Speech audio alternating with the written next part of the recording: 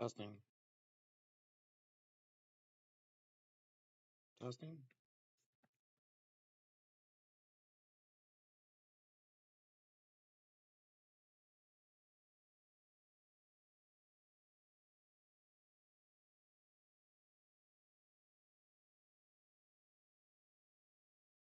testing, testing, testing. All right. I know it seems a little strange that I keep doing this, but it's not because I'm doing stupid voyeuristic shit. I don't even care if people really watch or not. It's just a form of accountability to see if they're going to be stupid enough to converge on me after what I've talked about. And this anomalous stuff keeps happening to me, and I'm suspicious of what's happening around here in Bud Lake, New Jersey. So I think this is just a form of protection, and whatever may come will come. So um, I'm not extremely scared or whatever, but I'm a little suspicious about what's happening around my neighborhood and what they might intend on doing with me. So for some reason, it seems like they're trying to converge on me with with with people coming into my house and whatever else. So I don't know. Maybe this might be a deterrent to them. I'm not too sure, but let me check my account settings here to make sure that I'm not getting, hot or cold censored. So I just need to make sure that um, if I do get like ambushed or whatever, that I log out of my account. Maybe keep the live stream going.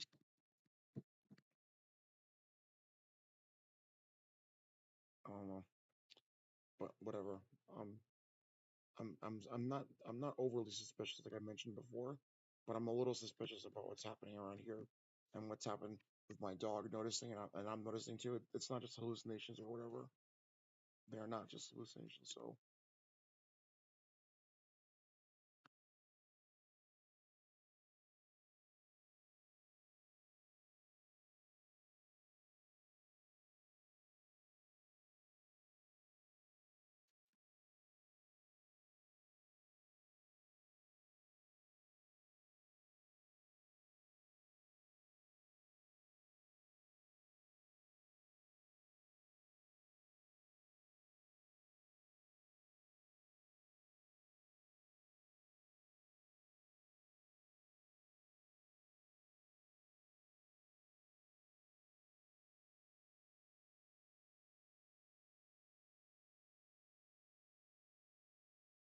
I'm letting my toenail heal. Um, I'm doing a nice protocol to make sure it heals more rapidly. So in terms of the opacity, it was about like I would say almost 20% darker yesterday. So for approximately the first day and a half up to 2 days, it's been sufficiently healing a lot better and a little bit less painful. But it hasn't been severely painful. But that injury was sustained a while ago, so I need to spend a little more time making sure that I'm not gonna intensely exercise by walking on that. So I'm taking a little bit of a break from that. And even though they're still sometimes torturing me, I just need some time to recover. So I'm trying to make sure that I can manifest that and make sure I'm properly using a good protocol to do so. And so far, in terms of the enlightening of the actual contusion, it's not too bad. It's still a little painful, but the toenail is actually very firmly locked in. It's just that the actual toenail bed has that contusion. I would say it's about maybe like 20% or approximately of the actual toenail bed thereof. So that's a pretty bad sustaining of a contusion, but it is what it is. So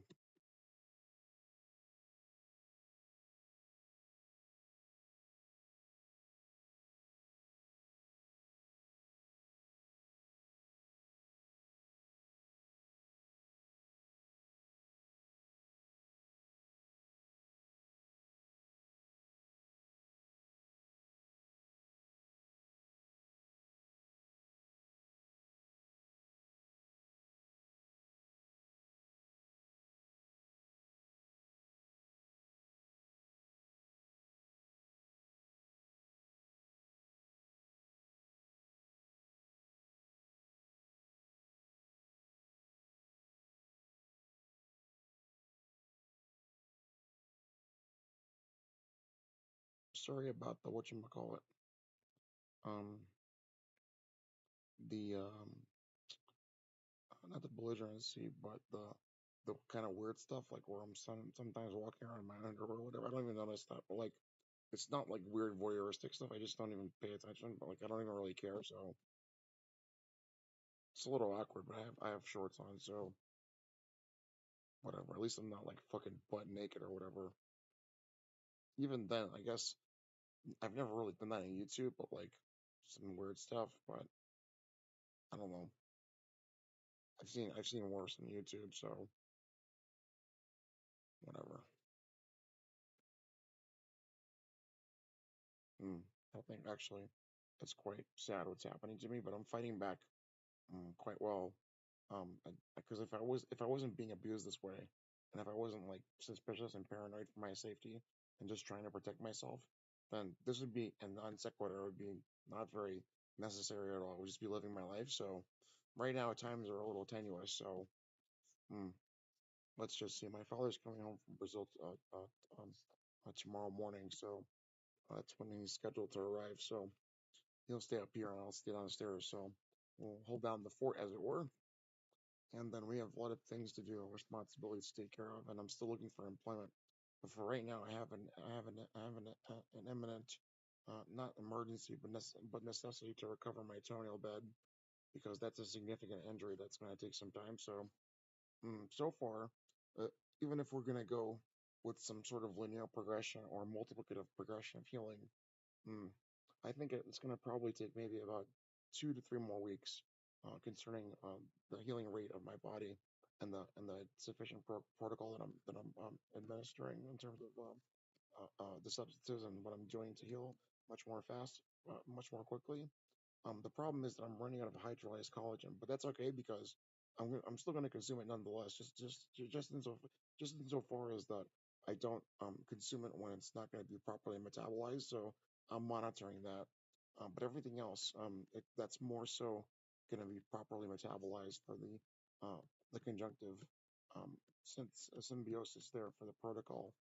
But yeah, it was a little bit darker, about 20% darker, about 2 days ago. So that's pretty good because I had sustained that injury probably like late January, and then I still kept exercising anyway. So the toenail is fine, but I just need to take care of that because that could be a severe problem. Or if I keep doing that, then I could possibly lose my entire toenail. So that's something to keep in mind. But so far everything looks good concerning that. And then apparently you might be concerned about that, but not me being abused like crazy. So I find that to be quite interesting. Let me just check my channel and make sure that we're here.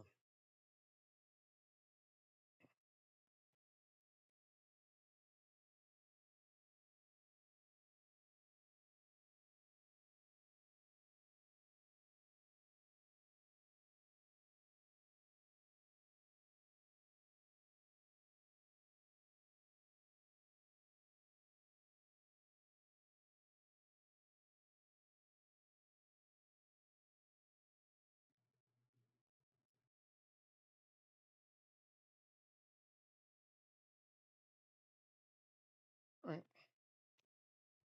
Mm.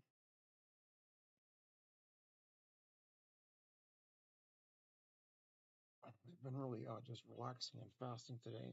But I've been doing a lot of other stuff too. But concerning what I've done, what I need to do in terms of my realistic, pragmatic responsibilities, I would say that I'm doing about 80 to 85% of what I need to do every day. But I slowed down a little bit in the past few days just to recover from the toenail injury, just to make sure that I'm fasting and recovering and getting a good proper protocol to try and expedite that as much as possible because I need to keep moving on my feet and exercising too because presumably they're still going to torture the living hell out of me and stress me.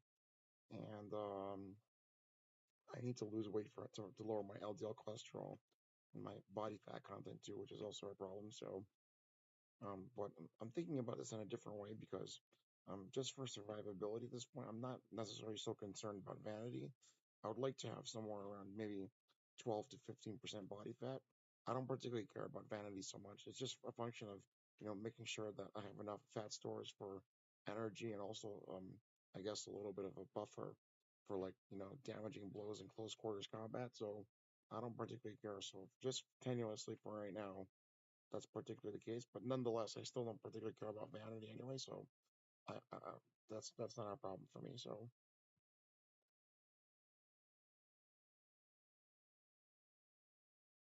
oh yes, and tomorrow I have an appointment with my counselor. I'd like to talk to them about what I'm going through. Um, I like to have people to talk to sometimes. I would say as of recently, for the past few years, I've been kind of disassociating from my former friends. I don't trust them so much um, because of what's happening to me. They could be telling me the truth that Zuckerberg's not in their ear or whatever, but I really don't trust them. So maybe I'll call them soon. I feel the same way even considering my family, which doesn't give me a good impression. But um, I don't think all of humanity is particularly going to be deceptive or corrupt with me. So I think my family will come around to telling me the truth at some point, and so will my friends. But whatever the case is, I'm not going to capitulate to this extreme evil and whatever else. I'm not going to let it take over my life. So,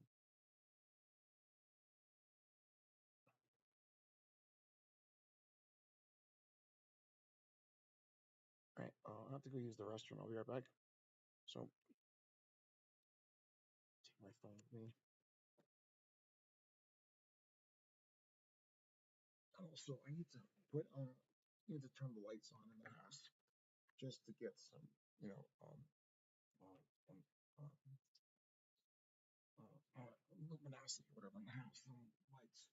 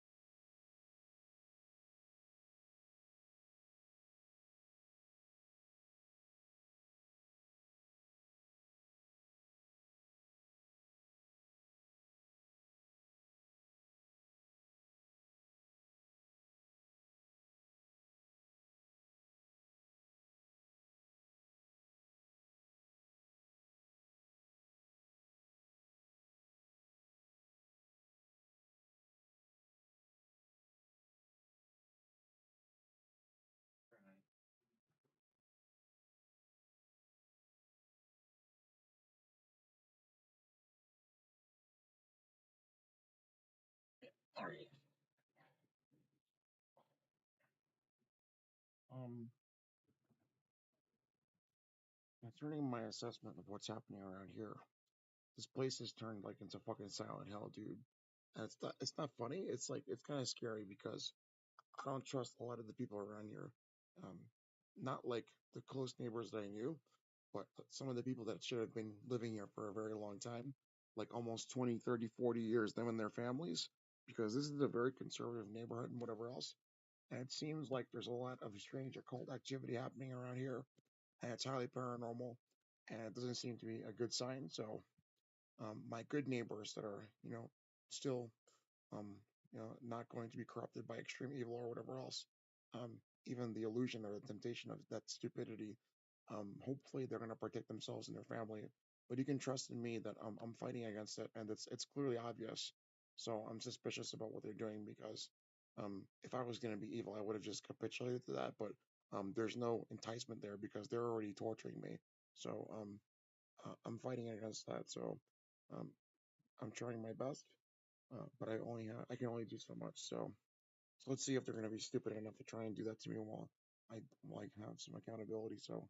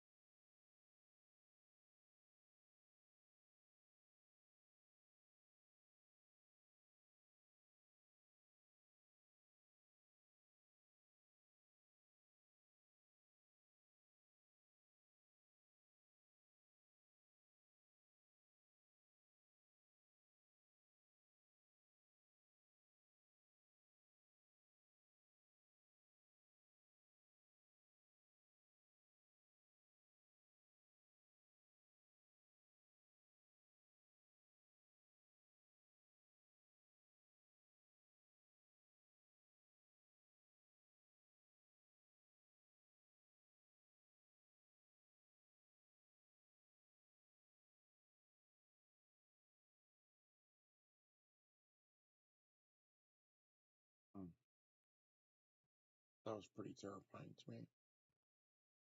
I was never that scared about anything in my life. Sometimes I still think about that, like I said before, and sometimes like even though I'm pretty strong, sometimes I get goosebumps thinking about it. I'd like to not see whatever that is again. Hopefully not.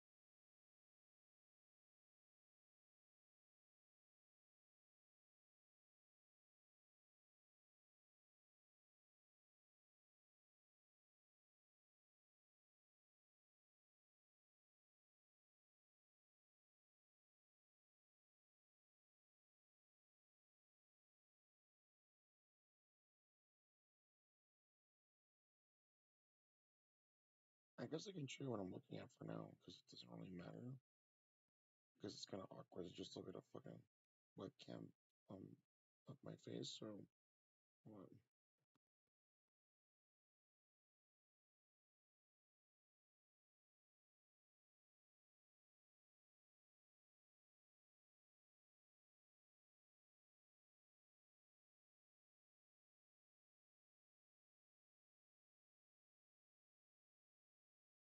I'm not sure if this is what you call it um transformed properly. Okay, mm, I don't know. I'm looking at some. I've been using ChatGPT a lot because I guess I've become very intelligent and like I like to query it to do research, and I'll also ask it a lot of questions that I can where I can curtail the hallucination rate. And I believe ChatGPT in conjunction with um, people that I like talking to as a function of becoming much more intelligent is a function of using my time well. Um, but in terms of what it is, sometimes you need to do some good cross corroboration and peer review to make sure that you're not going to just be gullible enough to believe that if something is a little bit illogical or if it doesn't make sense or if it needs to be double checked that it's going to always be correct in terms of its pre-generative transform. So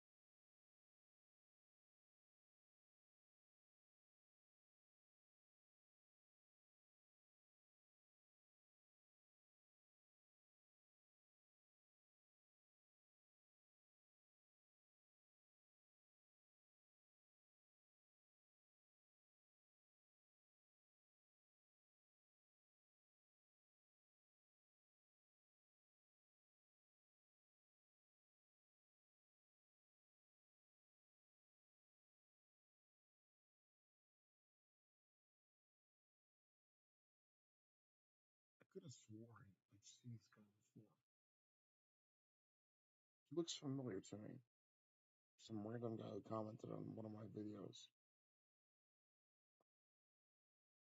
I could have swore I've seen you somewhere from New Jersey. I don't remember who you are, but I could have swore I saw this guy before.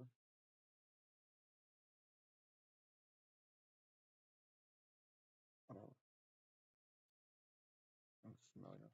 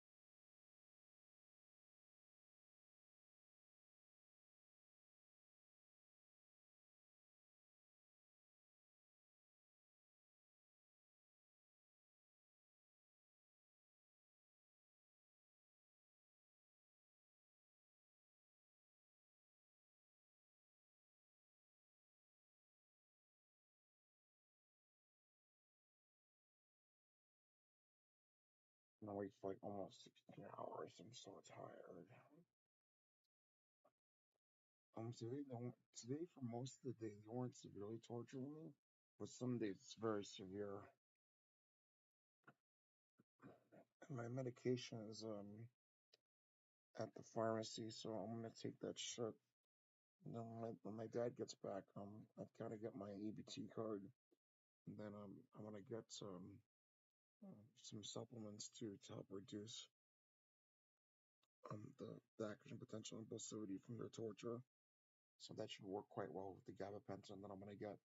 And I actually have some refills for pregabalin too, so I can titrate my dosage and extend um the the the the the shelf life of the particular substances, and by just using loophole methodologies and protocols to reduce the action potential impulsivity to make sure that they can't torture me. So without resorting to drinking alcohol, because alcohol is too calorically dense and it's also too acutely toxic. So um, this will be part of the adjunctive um, administration of substances to help reduce them torturing me. So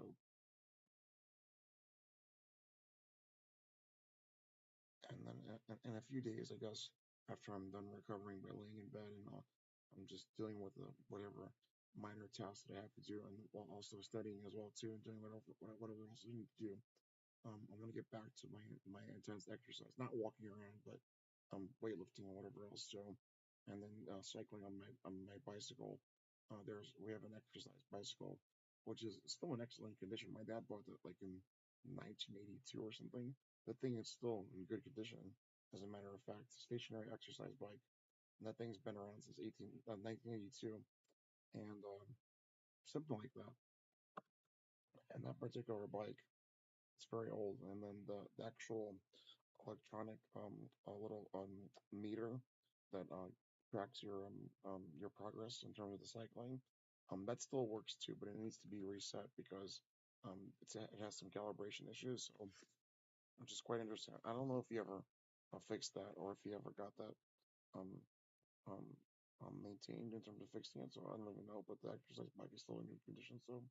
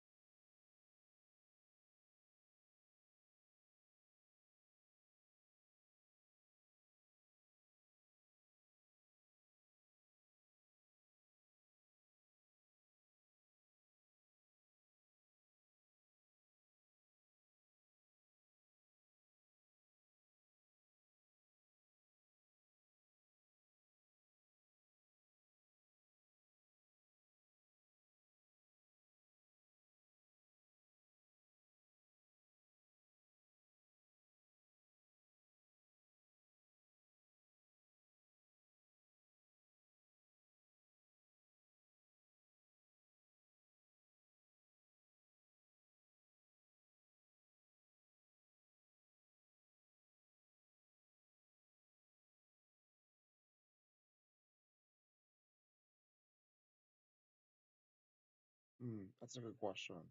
Is this what I believe in? Mm, whatever I had seen was highly anomalous, and it didn't seem like it was a good thing in terms of whatever I saw in terms of the apparitions. Um, I'm not very certain. It's an enigmatic indeterminacy to me. Um, but I hope that God exists.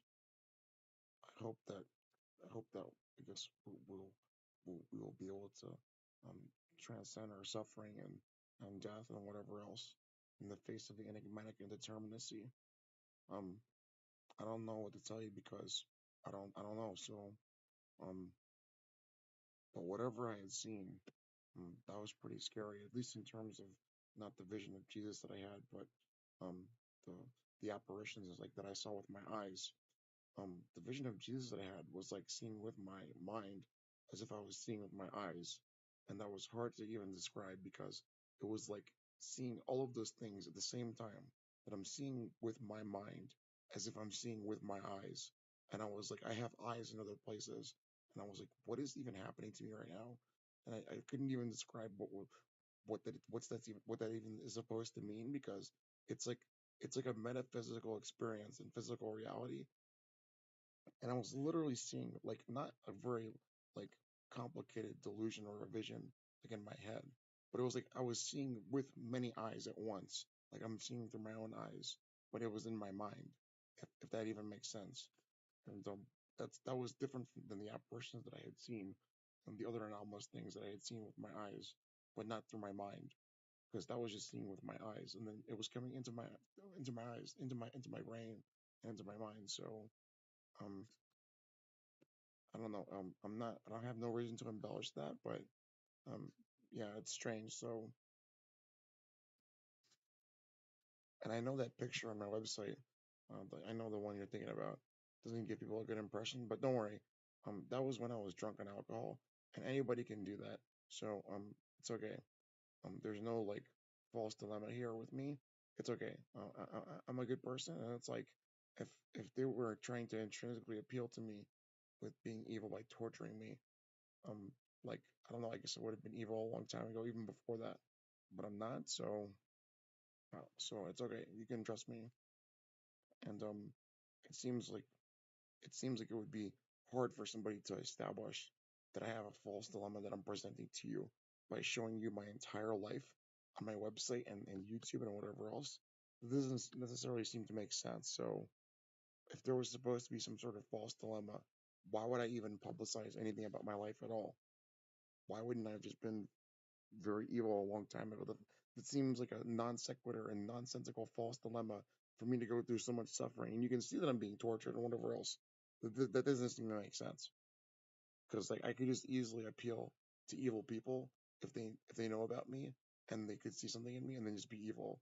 But I don't even know what that means because I'm not interested in that from the very get go. But they're torturing me, so the, that doesn't even make sense. So you don't worry. You can trust me. It's okay. As a matter of fact, besides the anomalous things happening to me, I'm just trying to put the pieces of the puzzle of my life back together and maintain order, and instead of falling into disarray and disorder, instead of letting myself go, and I'm trying to do better instead of resorting to the slander and the salaciousness and the freshness that I can usually resort to, especially when I'm being severely abused. Um, Still a human being, and I'm not perfect, so um, I wouldn't show you all of my life if there was supposed to be some false dilemma that I'm hiding, like in terms of a duplicitous friend. So I don't know what to tell you, and there's nothing that they can do to appeal to me because they've been torturing me, and um, as of today, not very much severely today, but it is what it is. So I'm trying to make do as I move forward in time to see what's going to happen. I would say that as an agnostic, I don't really know, but I'm not gonna rule it out. So I hope God exists. I hope Jesus is real, or that there's gonna be a salvation of humanity and whatever else, in the soteriological sense of divine mercy and whatever else. So I hope so. Okay, I'm gonna be right back. I'm gonna get some water in the kitchen, and I guess I could bring my laptop with me too. But don't worry, it's like you've already seen my house before and my kitchen and other stuff too. So even if you don't trust me, like I don't know what to tell you because if you think that I'm like killing people here or whatever, that doesn't make sense because you can do like a forensic analysis of the house and whatever else. There's nothing to hide here, so um there's no like stupid false dilemma or anything else. As a matter of fact, the only thing I'm really intimidated by is not even necessarily people coming after me because at least that's something where it's like it seems like you can deal with human beings much more readily so than fucking demons or whatever. I don't know what the fuck that is. I don't know how to deal with that as a human being because that's highly intimidating to me. It's like because with the physical thing like an animal or a human being, you know you can like fight that physically or try to do something to mitigate, or run away from it or do something to survive. But a fucking demon? How the fuck do I fight a fucking demon? So I was thinking of just to God when I had seen those apparitions, and I was like literally paralyzed in fear for that on March 21st of 2021 or whatever that day was when I was watching the movie Tenet at 2:30 in the morning, which is also highly symbolic, and it's made me very suspicious concerning their overt, blatant, kind of mockery of humanity. So. mm, I guess the only thing, and this is sort of, I guess, some semi-unconscious too, that really saved me was that I was thinking about Jesus and God, and I was like, well, you're, I hope you're real, and I hope you'll make that thing go away. So for like 2 seconds, I was utterly petrified, and then I talked about it on my website how I didn't even have enough time because I didn't even have my phone on me. It was in my bedroom when I was in my apartment, and now, when I was watching the movie, I'd seen it and I was like utterly petrified and terrified and horror and fear. My body completely like froze, like every muscle in my body completely tensed up, and like I had felt the goosebumps and on all of the hair standing all over my body. And it's like even in its description of what I had seen, I guess you've seen stuff like that before, but it's not highly intimidating. But the actual presence of the demon or whatever that was within and of itself like a nondescript. There's no way to describe, like in physical terms, how much terror I felt because it was all unconscious. It was like it was possessing me, or not possessing, like controlling me, but indirectly when I had tried to pray to God, like for the 2 seconds, its literal existence there and its presence there had overridden my human faculties of free will and everything else. And I had prayed to God in terms of my mind, and then it went away. And I was just wondering why it was there. And then um I don't convene with demons or the devil or whatever else. And I'm trying to appeal to to divinity and my lack of understanding in the world that we live in now, and especially here in Mount Olive, about what's happening and the evidence that I have. I'm trying to appeal for divine intervention and for humanity to intervene instead of letting the world disintegrate and degenerate and spiral into chaos and extreme evil. So. mm, I would hope that necessarily so that we will live in peace and happiness, and like there will be no more tears and suffering and pain and whatever will be. So um I don't know. I think that would be beautiful. Um but um I don't know. So um I hope so. I pray for it. Um I don't necessarily like feeling suffering and pain, and also thinking about that one day that I'll die. But I accept it because I don't know. So that's just life. So I've been reading about Buddhism recently, and I'm like I don't necessarily believe in that either, but I take some good normative things from it about how I should treat life and how I think about not necessarily like karma or dharma, but like how I should treat other living beings and human beings. Um, my attachment to material desires and um and not wasting resources and whatever else. So um I hope God is real. I would like to not face that pain and suffering and even death if I could avoid it. But I accept that it will or could most likely happen in my lifetime if there won't be heaven on earth or whatever else. So um and it doesn't seem like it's up to me because I'm just I'm just another mortal human being, but a lot of strange things are happening to me. Um, but it's not just me.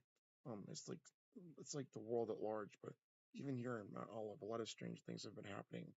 I'm not. I don't know everyone around here, so um, even like I guess in general terms, most people don't even know, like even in cities, like all of their direct, you know, approximate neighbors, because a lot of people have to go to work and they have their own lives to live. Maybe they're more inclusive, especially nowadays after the coronavirus pandemic shutdowns too.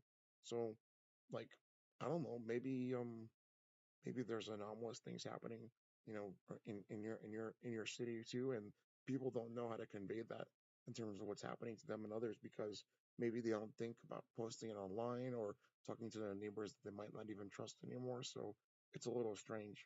Um, but I guess in terms of communities, if things were really to get bad, and we could find the civility and back in civilization again, put it back together, I'm pretty sure we could rebond and retrust and reassociate and find compassion and fraternity and solidarity with one another.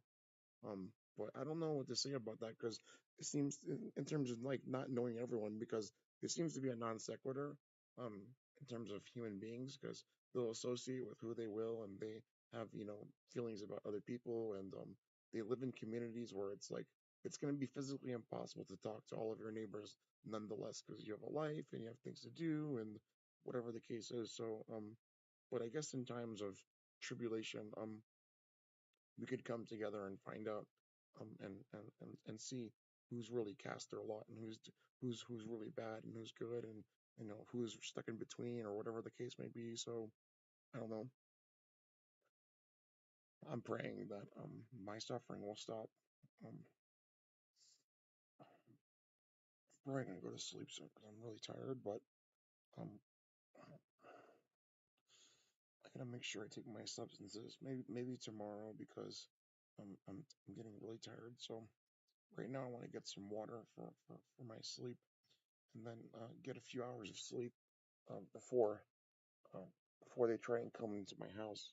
Because I think they're trying to every single day, sometimes even come into my house and traffic me or whatever else. So I'm suspicious. But I only get suspicious like towards nighttime because I think they're trying to do it under the cover of night, and they need something from me. They're trying to extort it out of me, but I think there's a lot of hold up problems, and maybe even God might be protecting me too. So I hope so. I hope that he'll protect me from evil, and I don't want to be evil. I don't want to be held hostage in my own body, and I'm looking for divine intervention and the intervention of humanity, for the greater good, for all of us. And I know that I'm going to be beaten up like a pinata for abuse, called crazy, or whatever else. But I think you'd only be lying to yourself if you think that strange things aren't happening nowadays. And I think we should be appealing to the higher nature of our reason and the intrinsic good.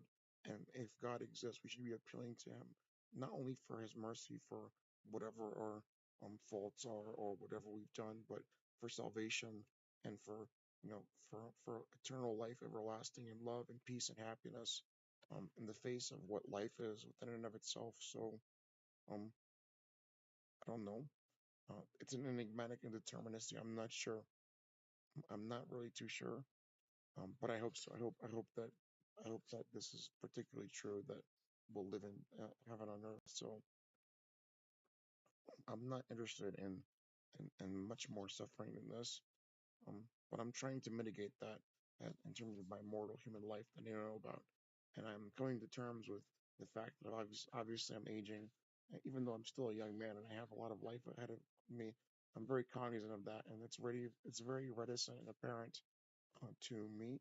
And I take it in stride, and I'm trying to um, do my best to ameliorate, in terms of whatever I can do, the suffering of the human condition, especially for those disenfranchised and disabled and the underprivileged and the underclass, who I really relate with as one of those people myself. More importantly, I think the people who need to get a lot of help as much as possible, as a matter of fact, to escape the vicious cycle of extreme abuse and whatever else, and extreme disenfranchisement and extreme suffering that's sometimes imposed on them, just for simply existing. like that was done to me and a bunch of other people. So um, I think I'm fighting back well, and I'm proving that every human being has a life, and that when they're brought into this world, that you don't reserve the right to really hurt them extremely and heinously and grievously, especially if they've never done anything wrong to you, and then taking it out on them, and especially with examples like me where I've managed to prove my and exemplify my worth meritocratically and my ability to help and whatever else. I think it sets a really bad precedent and example for the people hurting people like me because it doesn't seem like they have any good merit in terms of not only doing that to innocent people, but especially people who are very, in terms of political dilemmas, very intelligent, very capable, and very skilled, and capable of doing quite a lot of good work and manifesting their extreme utility and so on and so forth. Despite the fact that nobody's perfect, but that's pretty much my opinion on it. Okay, I think what I'm probably gonna do is take my ashwagandha and L-theanine, because I have half of a cup left and I have a little bit more of the tea that I made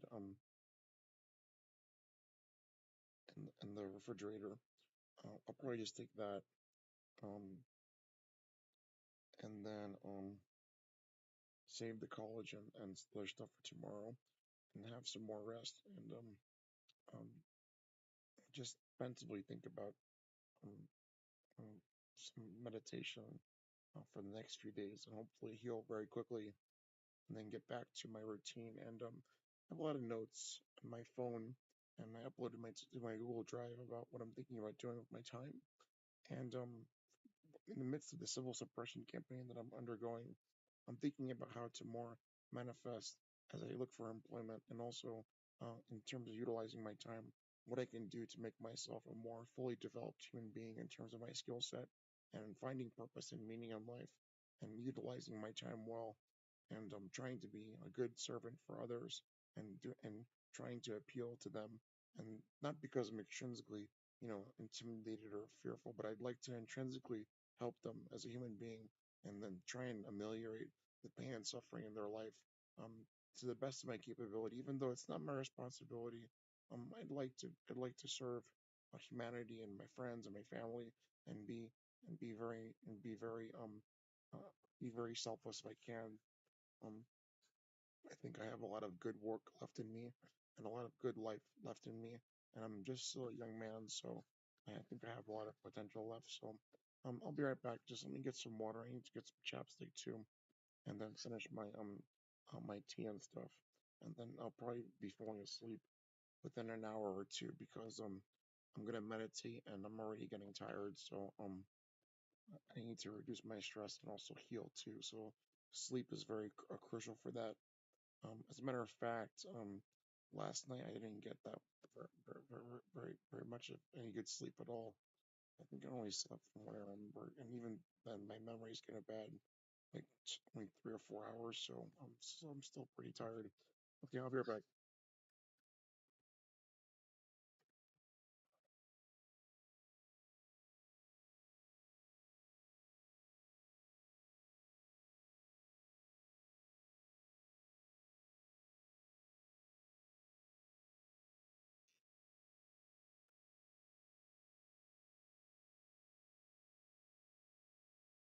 Yeah.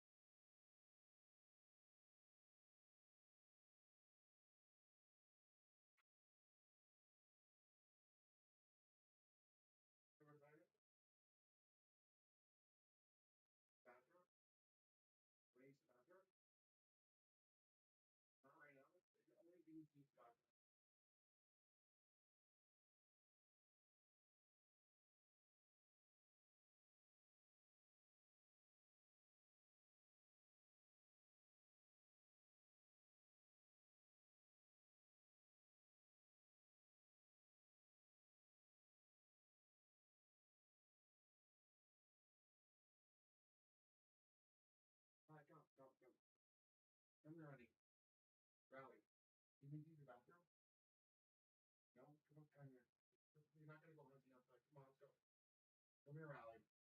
Yep. Come, Rally, come. Rally. Come here. Yep. You need to go to sleep, alright? Sorry. Sorry. Okay, maybe tomorrow. We'll go outside tomorrow, but it's nice. It's gonna be nice tonight.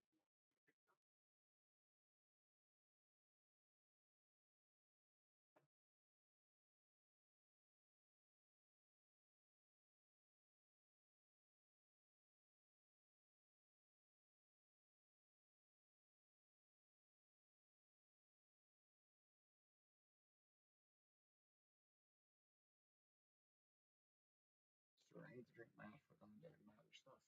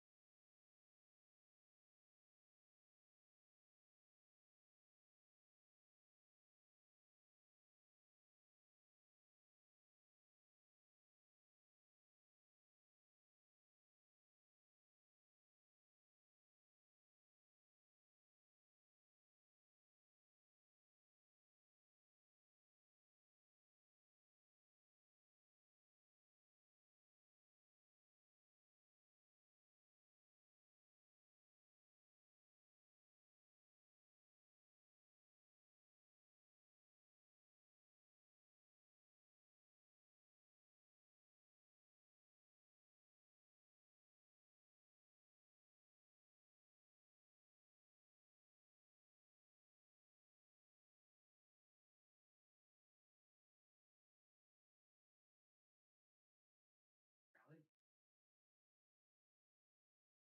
No. You want to lay on the couch? Okay, I'll be here. Just tell me if you're outside, alright? You can lay on the couch if you want.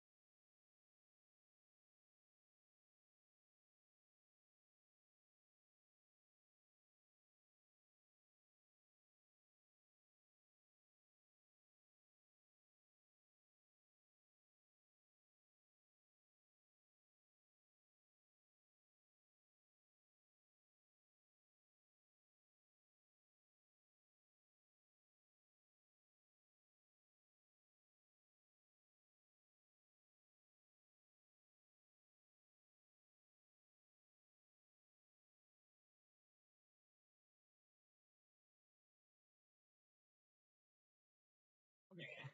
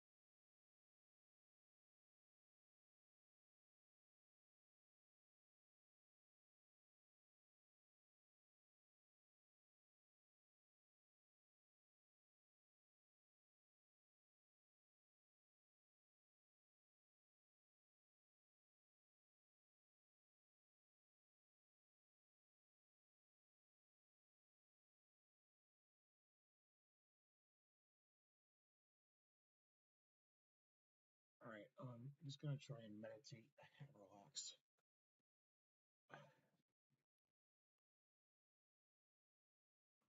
Shit.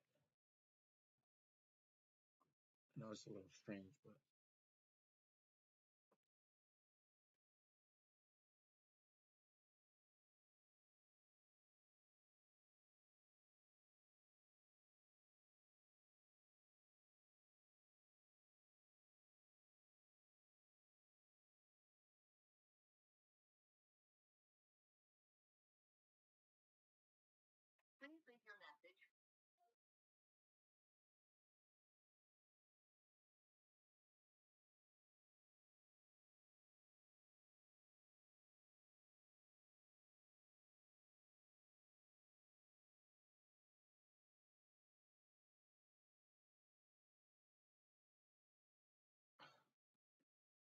I really want some nicotine gum. I'm craving nicotine so bad.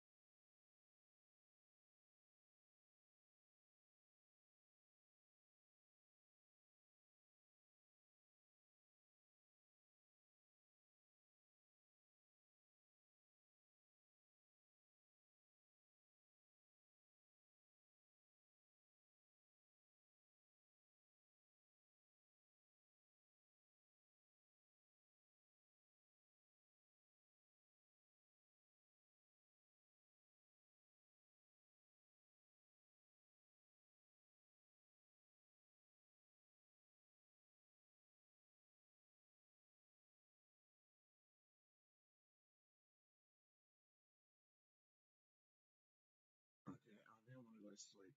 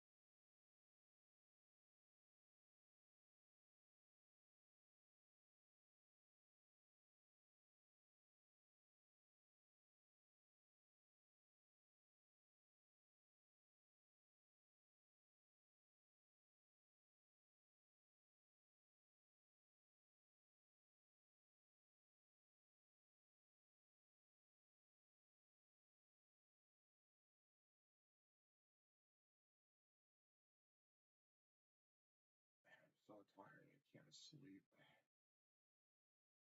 I'm so fucking tired.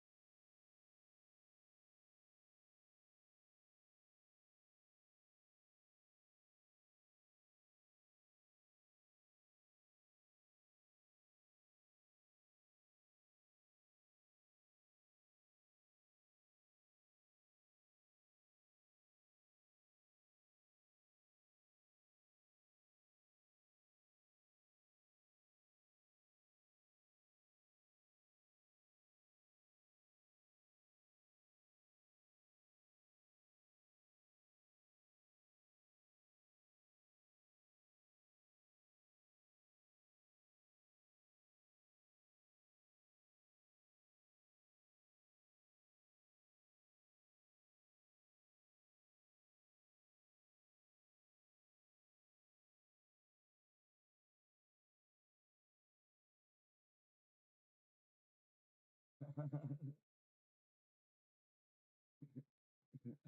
a good way to put it. Bullet for me, but not for you. You know what? I don't think so. Bullet for you is probably you too. That's how I feel about it. That's my hot take on it, you motherfucker. Ooh, Patooey. I'm gonna hit you right in the kisser and I'm gonna hit you right in the bow, motherfucker. That's my hot take on it. I'm gonna hit you in the kisser. I'm gonna hit you in the bow. I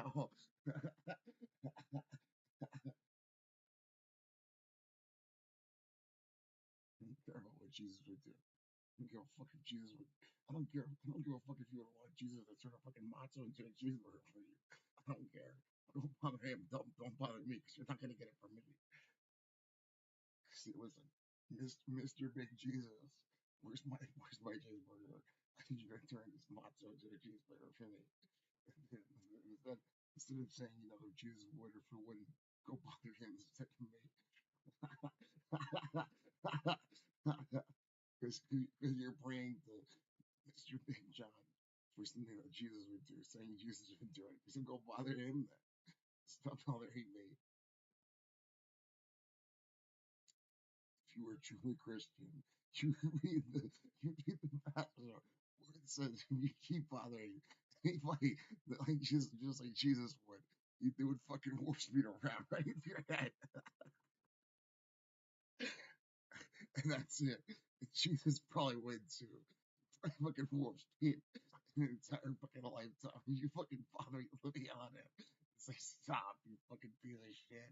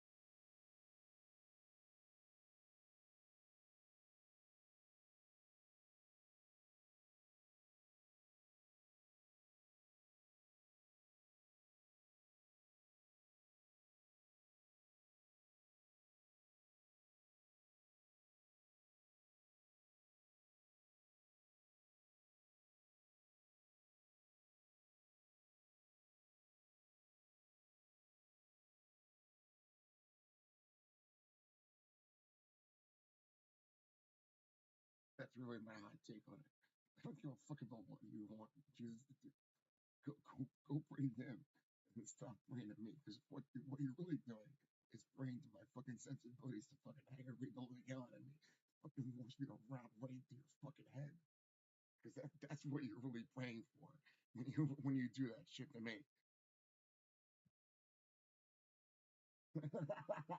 That's my hot take on it. You're not you're not praying for salvation. You're praying for the fucking war speed of a bruising of your life. You're not cruising for it because you're praying to if hell and high water will come, if hell freeze over, it's hell and high heaven. You're buying for forgiveness by fucking trying to extort it out of fucking torture. You're praying for the fucking war speeding of a bruising of your life. You're not cruising for her bruising. You're with me and a lot of other people, like almost actually all of humanity. You're basically war speeding for her bruising of her life.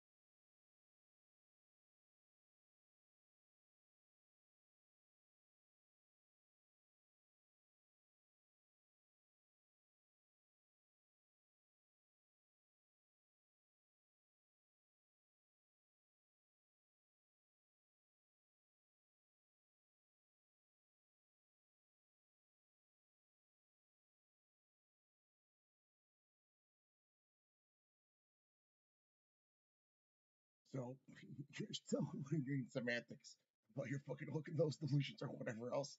The answer is still no, and basically you're wrong. So tell me more about your fucking delusions, because basically I'm ignoring you like a fucking little buzzing fly in my ear. Zzz, annoying the living hell out of me. Every time I hear your thoughts, I just ignore the living hell out of you. I don't take you seriously. You sound like a fucking ass clown. You should fucking retire and quit your daytime job and find your higher calling. Go work for fucking a Barnum and Bailey or Ringling Brothers.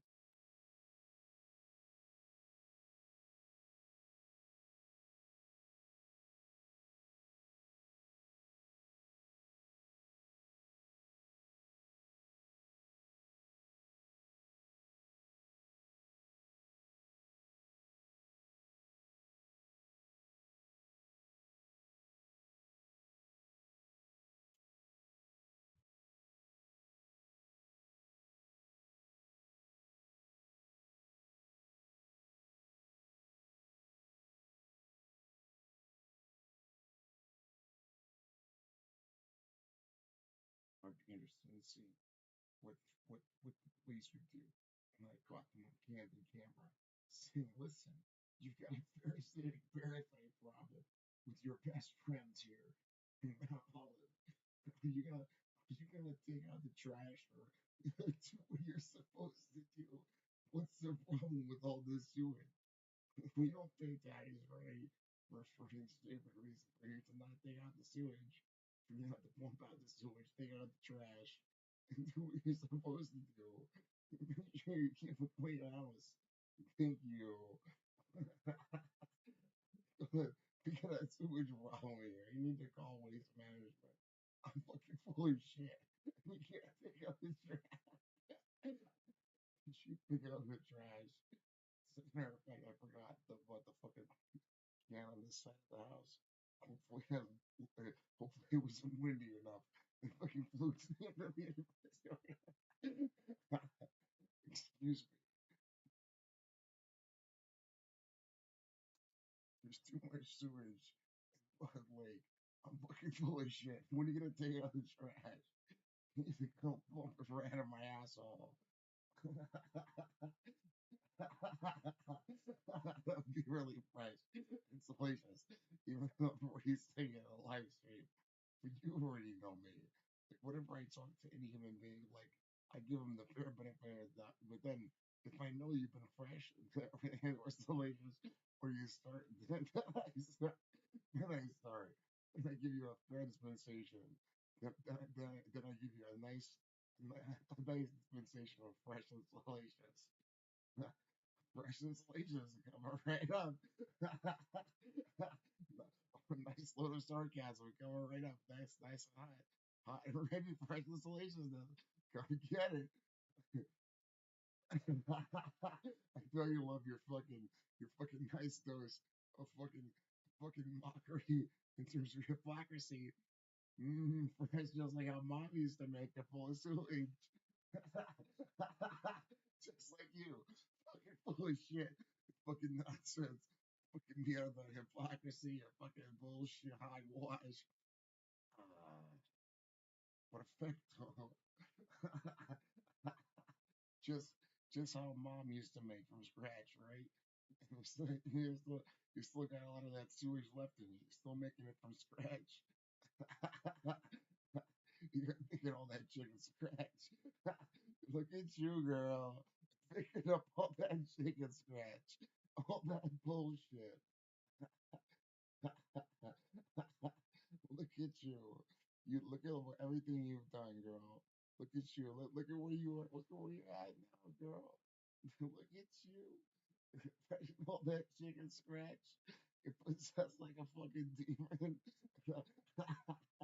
Fucking undulating this guy's asshole like crazy. But if you walks around, he's just ignoring you, girl. Look at you, girl.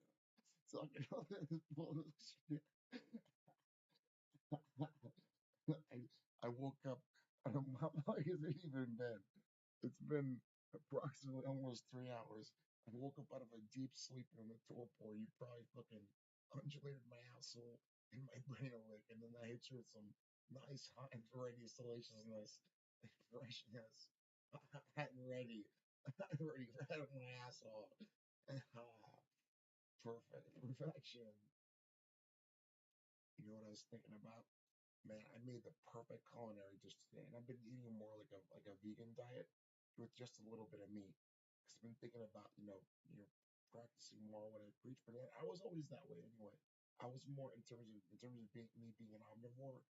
I was more like an herbivore than a carnivore. So I always used to eat more like vegetarian products and vegan products. But then every time I ate meat, I made sure not to waste anything. And then sometimes my parents, like I said before, this is true with testimony, and even my brother, my friends sometimes, he'd be like, why the fuck do you eat like a cartilage? Like when you eat, I'll feed the cartilage with the bone. And then sometimes I would like even open the bone, like heat the marrow or whatever, or just make a bone broth soup. But I don't have enough time for that because that takes too much time. But I might do that more so in the future if I get like some meat with bones in it because that's pretty good for health too. And then actually that can be pretty tasty too, depending on how you make it. So, but I was always more herbivorous or vegetarian than I was, carnivorous. And but sometimes I like that meat too. And don't take that the wrong way. But you know what? Here's my hot take on it. Like, if despite the fact that you think you're putting animals through unnecessary suffering, well, in the cycle of life, they're gonna die anyway. So, well, they're already here and they're already livestock. So, I don't know. Like, um, sorry, that's one of my guilty pleasures in life. Like a nice steak, like a nice sirloin steak, and I like it medium. I used to get it medium rare, but I'm like, you know what? This is too bloody. This is too this hasn't been cooked enough. So medium, a nice medium. I'm like, oh, a nice picanha with the meat, because with the flesh, with what you call the fat, because that's where the flavor comes from. It soaks into the muscle and the sinews and the tendons and whatever. So sorry, it's a little vicious if you think about it in terms of the cycle of life, but I don't know. Maybe they should have better practices in terms of factory farming, but or even in vitro culture cells. I mean, which is a little bit weird, but at least it's not like alive in the sense that like it was formerly sentient and went through pain and suffering. So, but you know what I was gonna say? That meal that I made, it was I made a nice reduction of a cream of mushroom sauce, and then I had a and then I had it was very fasted because I didn't want to spend too much time on it, and because I used it in the Campbell soup, but and then I used a bunch of different spices together, and then I used some ketchup because I'm running low on marinara sauce. So I'm probably gonna buy tomato paste instead and make my own sauce because the marinara sauce for the value added sauce for the puree, it's not really worth it. You should just buy the tomato paste in bulk and make your own sauce. I'd like to. And the only problem with the meal that I had today, that was my second meal. I still have like about half of it left in the fridge. It was a little too runny, but it wasn't extremely runny. But I like it a little less viscous and a little more constituent and solid, like in the sense that it's not going to be very runny. But it wasn't like extremely runny. But I was like, you know what? Next time I gotta make sure that I'm monitoring the consistency. Like it's not gonna be like a little too slurry. Oh, but it tasted so good. It was like a perfect mixture of spices, and it was like yeah, I was like, man, this is. And then I had some honey in there too, and the cream of mushroom sauce, and the reduction for that I mixed into the food.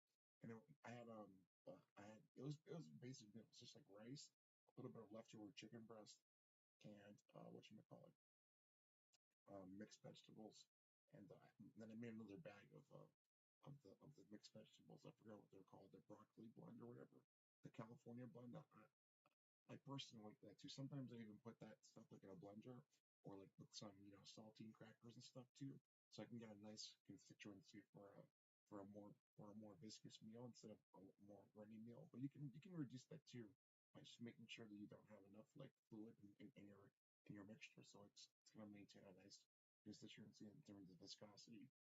But then I was like, man, this is hitting right now. I was like, this is some good fucking sure. I was like, this is just fucking rice and vegetables. But it's like, if you're gonna eat that plain, like, what the fuck's wrong with you? That's enhanced. You gotta mix like a whole ton of spices, and you gotta do it like I do it for that, but you gotta make enhancement. I feel like a ton of spice in it. Oh man, I was like, this is fucking banger right now. But I mostly did that because I broke my fast for the epigenetic enhancement for my toenail. So now I'm more of my aesthetic lifestyle because I still have my temptations and desires to my attachments a little bit, I would say, but I still enjoy the carnal things sometimes. But I'm trying to reduce that in terms of my aesthetic lifestyle. So I guess I was kind of venturing towards that anyway when I was growing up, and then became a much less attached to the material world, and then much more intellectual. And then I started pursuing, um, and thinking about my higher calling that I was thinking about in life, about how much suffering that I was seeing in the world, and that's something that is even within and of itself, although it's kind of not a good thing, but the the the, the facing the adversity and helping others, that seems to me this seems to be to me like for those that need help and that would want assistance, that seems to be highly um not entertaining in a bad way, but entertaining like satisfactory to me in the sense that I've resolved some sort of dilemma in those people's lives if I could help them if they want it. So, and I always had solidarity with, especially when I was abused too, with the poor and the more underclass and underprivileged, but the more disenfranchised, but not as much as when I was much more so abused myself, but and still getting abused. But even when I was growing up, I was very much a proponent of like workers' rights and worker negotiation and the poor and the disenfranchised. And, but when I was thinking about it growing up, I was like, well, I'm just a little kid or a teenager or whatever. I was like, I don't know what I can do until I'm able to be more on my own as an adult to even help. And then I try to exemplify my behavior. So yeah, you should definitely get me some as an autodidact for your culinary arts tips or whatever else. Just very simple stuff like a good mixture of consistency, good flavor profiles. So you just gotta try it out yourself. And then my suggestion is don't eat like the American way sometimes. The American way is too plain. You don't explore, the kind of kick and the bazinga, the sour or whatever, a nice spice or whatever, and the epigenetic, profile and the enhancement. You just can't have a fucking plain meal. It's disgusting. There's nothing here. There's no flavor there. You gotta bring in the flavor flavor town.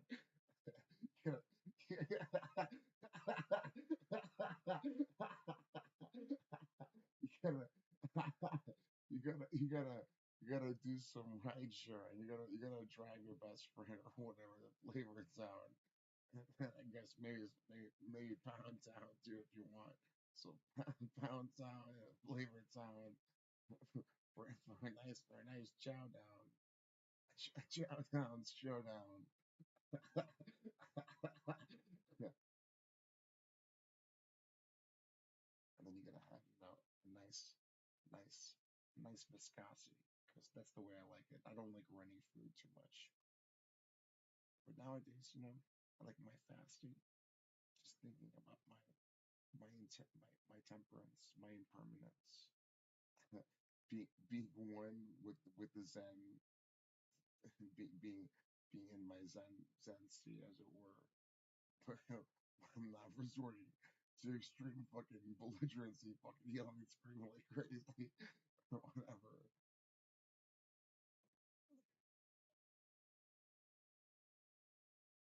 If this wasn't so tragic in the sense of like what's really happening in the world, it would be very ironically, comedically hilarious. So I guess from the safety of your own home while you're watching me on John Legera's TV on YouTube, or for your own reference later, whether you're gonna gaslight me or slander me, or just genuinely be concerned or laugh, I guess whatever the case is.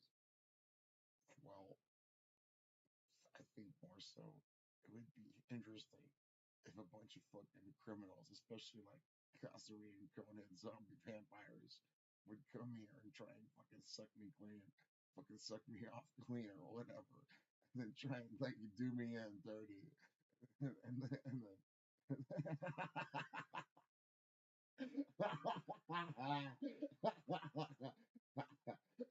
Put a fucking hit on me. We're gonna zuck you out of reality. We're gonna zuck you off. we're gonna zuck you off on jutsu. Tonight's gonna be your last night. Nighty night. Just a bunch of fucking vampires walking around at night here in Mount Olive.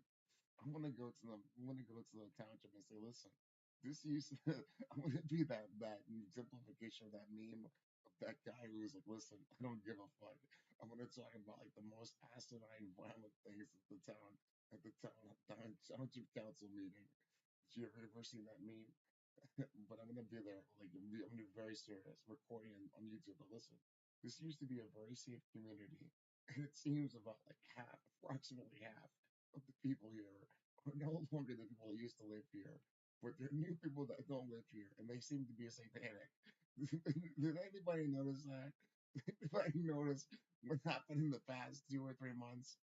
No, basically half of the time it was it was a tale of two men. It was the holiest of times, and then it was also the most satanic of times. So which one are we gonna choose exactly? Because I'm interested more in the holy part, and I think the other half of this outship is interested in the satanic part. So maybe we should be more democratic about it. Let's take a tally. Let's take a vote. We're gonna have to iron out our differences later. Then it's gonna be like the impossible force, the unstoppable force, meaning the immovable object. So we're gonna have to see which one Mount Olive really wants. So hopefully we're gonna have more than a super majority, more than 66.6%. Hopefully going for holiness instead of what the new neighbors want. Did the new neighbors even get permission to do all that stuff? The new people who were never really about that not all of life because you weren't here for it for the real deal for the good and tough times. You just came here to fucking coattail ride and fucking bandwagon ride on the good people's good times here because the other half had to actually work for it. These new people don't really know what it is or what it's about. Anybody notice that? Am I the only one who noticed that? I must be. I must be crazy. Or what are you gonna do? Institutionalize me again? I guess that's the half of my olive that probably doesn't want me to talk about this in the township council hall meeting. They're gonna say, listen, you gotta go to the hospital. You need medication. Then it's gonna be like a demon right there at the fucking at the podium speaking from the bully pulpit and the Dodgers. Listen, you gotta go to Trinitas or whatever. You gotta take some Jewish medication. You can't talk about that. You can only talk about that on YouTube in, in very subversive ways, or in very asinine and fresh and salacious ways, but not in the township. So no, and the demon's gonna have like little glasses and looking down like, excuse me, yeah, you gotta go to the hospital. You know what I checked today? I was curious because I have Medicaid, and I was like, and then it shows you the surcharges. But if you have Medicaid, they don't charge you for services because that's supposed to be covered by the government, at least for things that are covered for in pocket. But that's like almost on the 100% of goods and services that are going to be forced on you in an emergency anyway, or if you have to go through an emergency hospitalization or triage or whatever else. So I was just curious. I was like, what was your charge to Medicaid for these services in the itemized bill? And it was $179,000 from the hospital for my involuntary 1 month stay there to Medicaid. And I was looking at this. I was like, this is on my MyChart website for St. Clair's medical system, the medical hospital. I was like, and I was going because I was curious about my LDL cholesterol and how much I had lost, and then also some other metrics. So even because let's think about that first, even though it's a little tangential. Hmm. My esophagus and my hematocytes are a little bit out of whack, so I was like, it's strange because it doesn't seem like and my white blood cell count is kind of low too. I was like, this is really weird because it doesn't seem like I have any infections or anything. So maybe there's something wrong with my immune system somehow. I don't know what it is, but it seemed a little strange because I didn't have any infections or anything. So um, but it wasn't too bad. And then the only thing that was really out of whack too was my LDL cholesterol, but everything else was pretty good. And I have a little bit lower blood platelet counts, but nothing too bad, just a little bit lower in the range. But then everything else seemed fairly okay. But then I was looking at the itemized bill, and they charged like $800 for like 200 milligrams of thorazine. They charged like $5,800 per day for all of the services rendered. And there was only like 20 people there at most, every single day. And then during the night shifts, there was like basically like 7 or 8 members of the staff there for like almost 12 hours straight, or 12 staff or something like that. And I was like, dude, there's no way this is supposed to make sense. There's no way. It seems like all of that fucking work was bullshit. It seems like the involuntary and unjust attainment was bullshit. All of this stuff forced on me was bullshit. Even the price for the medication you're charging. I was looking at the line itemized line audit for the chlormethazine, which is basically the generic form of thorazine. I was like, listen, they forced it on me involuntarily for doing nothing wrong, and they forced me to stay in the quiet room, in the isolation room for 14 hours straight, and I had to shit in a box whenever I couldn't even go to the bathroom right around the corner. I was like, I didn't even do anything. And for 200 milligrams, just, just, just whatever, I think it was a 1 milliliter injection for it split in two, something like that. It was almost $800 just for that. That's ridiculous. I was like, this fucking shit is all out of whack. But especially $5,800 per day just for one patient involuntarily detained. And then obviously I have Medicaid, so I didn't pay for it, but the taxpayers are paying for it. And also people who um, even though they don't have Medicaid, when they get charged that's your bill even for involuntary unjust attainment for doing nothing wrong too. And that was a big problem when I filed my bankruptcy because when I made enough money at work, I was slightly over the range for Medicaid, but then that's why I got into a labor dispute with my boss for minor reasons for other lack of surplus of my income. Then I was like, listen, fuck it, because there's no point in even working here if I'm just gonna be in terms of a net deficit for all of my bills and whatever else, and I'm already fucking drowning in debt and whatever else. And I was like, well, with just $2 to $3 an hour in health insurance, which would be a net benefit for him versus the hiring me an assistant and paying them more and losing money and everything else. So I was like, well, listen, fucking, I'm just gonna go look for better opportunities elsewhere and work on myself. And then, um, even the labor department in New Jersey had agreed with me after I told them what really happened, and they investigated too. So I was like, right, whatever. But in concerning that itemized bill, I even saved the PDF just to make sure that they don't censor it. And then I'm gonna submit it to Medicaid in New Jersey. I'm gonna say, listen, this is ridiculous. There's no way. There's no way these products and services are costing each individual patient here. And you know what? When I was there, I'm not gonna reveal their exact name so you don't harass the poor people. Almost like half of the people there, they were stuck in like limbo in a very bad political environment and climate. Like a few of them had just gotten like into arguments with their family or whatever else, and they had nowhere else to go.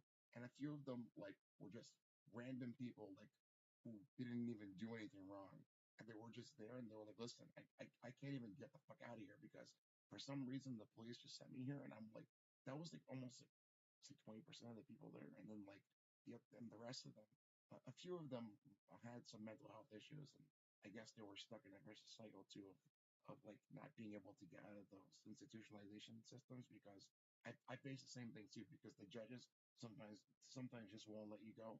They'll say that you're dangerous, even though you could easily find a homeless shelter or maybe some employment, and they'll just keep you there hostage against your will. And then and then whatever else. And then I was looking at the itemized bill. I was like, this is almost like 70% overcharged, scalping out of whack like crazy. And even for mostly for the services rendered, I was like, this is nonsense. For the 20 patients here, you're charging them almost $180,000 each for a 1 month stay, or relatively speaking, $5,800 per day. Dude, this is like the worst fucking satanic vacation ever. What kind of fucking satanic vacation costs you $5,800 per day against your will? Do most people even pay even close to $1,500 per day for any vacation ever? Like even if they go to like a nice moderately expensive even first world location like even in the United States or like anywhere else, that's quite a lot of money. I was like, this is an absurdity. I was like, this is fucked up. And then I was like, why would you even be transparent about this? Why wouldn't you just try and why the half-ass nature? It's like apparently you're gonna try and have secrets be overt, and then at the same time know that you can't empirically suppress them. But then at the same time, you're gonna try and do that anyway, even though you know you can't, which doesn't make sense. That doesn't make sense. That sounds like an exercise in futility. That sounds like an exercise in stupidity. It seems like a non sequitur of hogwash. That doesn't make sense. It seems like you're just trying to ignore the empirical reality for what it is. Listen, let's get down to the brass tacks yet again. That doesn't seem like it's very consistent and logical thinking. It seems like you're very in a one track mind that is way off track from what's anything close resonating with or approaching or even converging to empirical reality. That seems like cognitive dissonance to the highest degree. It seems like you're just really lying to yourself. Which means to me it's like why even go through that nonsense? Why even put yourself in the middle of that political quagmire? It doesn't seem to make sense. And you don't even have to do anything like that to even remotely have anything close to a good life or justify your employment or justify helping people that are stuck in that vicious cycle of abuse sometimes.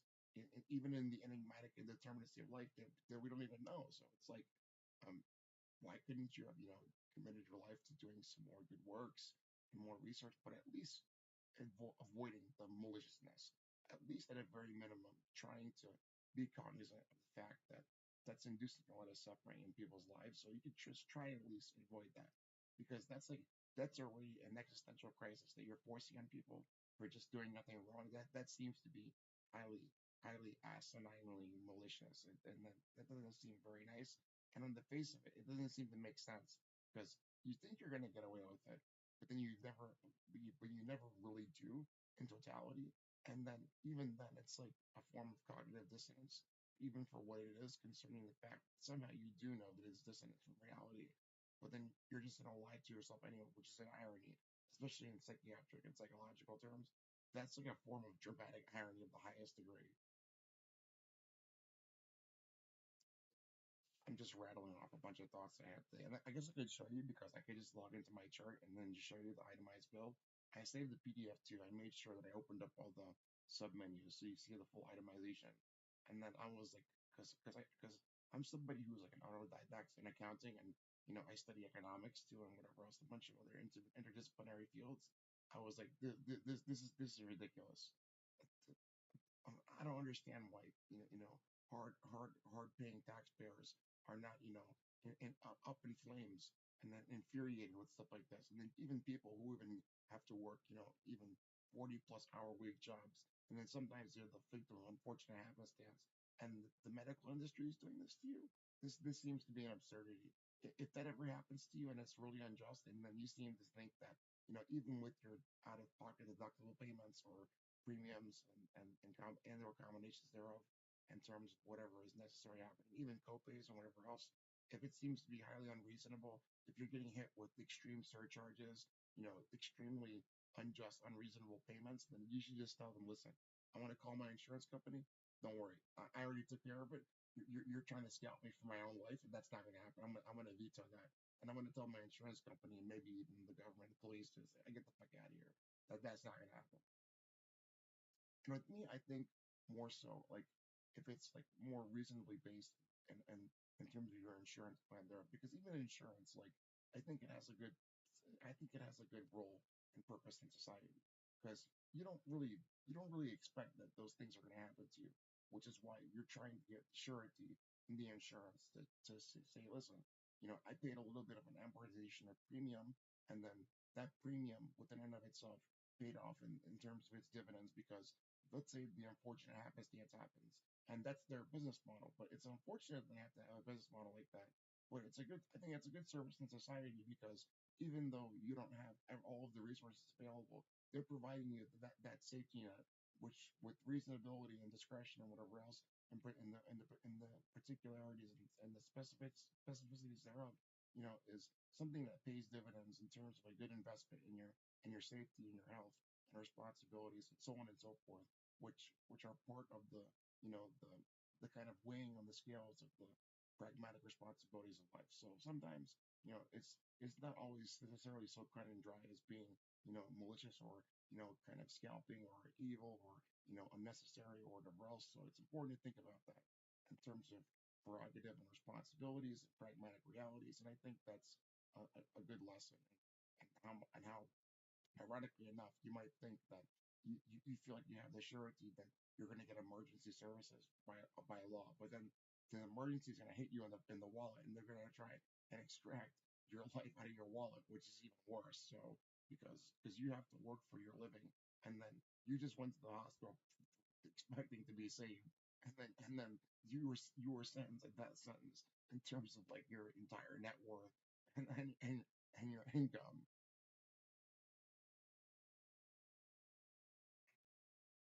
That's ridiculous. But the law in the United States, I believe, is that like they can't obviously they can't throw you in debtor's prison. They used to have that, but even back in the old days, they probably had some discretion in saying that too. But even in terms of collections, like I don't think they can really do much about it. So it's like, why even go to that anyway? Why even why even try and nickel and dime and scalp fucking insurance companies or even the government for fucking hogwash bullshit? Why not just try and do some better price signaling? And you know what? Even escape, because I guess there's no way around it. If your business model has to rely on the unfortunate happenstance of suffering, and you're going to manufacture it, and then you can't get away with it, why can't you just diversify and then do other things? And then in terms of your reasonability of pricing and whatever else, take on some more responsibilities, offer better services, try and do more research, try and have the justification. And then these hospitals, you know what you're really going to do is that at some point you're going to have the downscale. You're going to have to say, listen, what's really happening here is that this is a political nightmare for us, and this is like what the Soviet Union and fucking Nazi Germany and North Korea.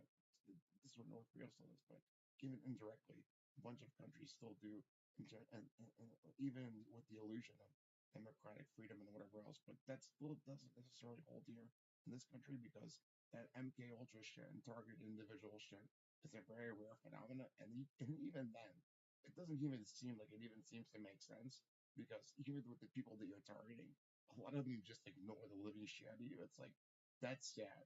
There's a CIA and the FBI and a bunch of actors in the private industry. Do they not have anything better to do? I'm sorry for the improper grammar. Don't you have anything better to do? That's kind of sad on your behalf. And especially with somebody like me.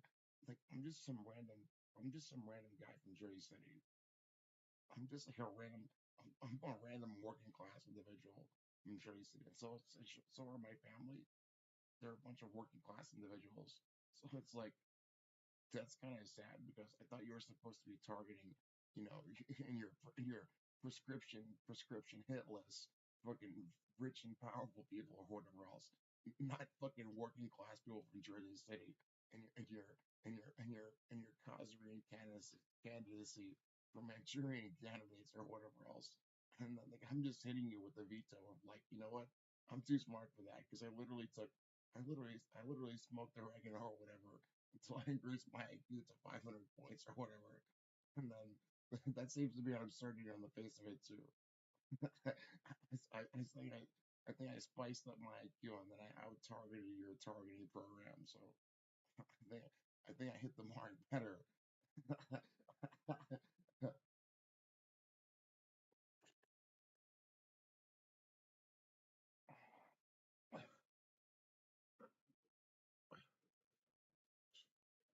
Can't wait to see what they're talking about in kiwi farm, sewage farms.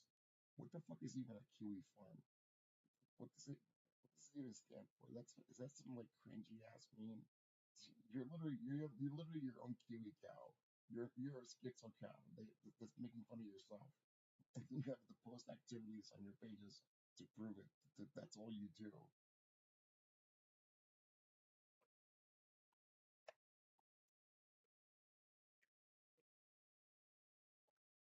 Mm, mm, that's strange. This kind of tastes like. Let's see.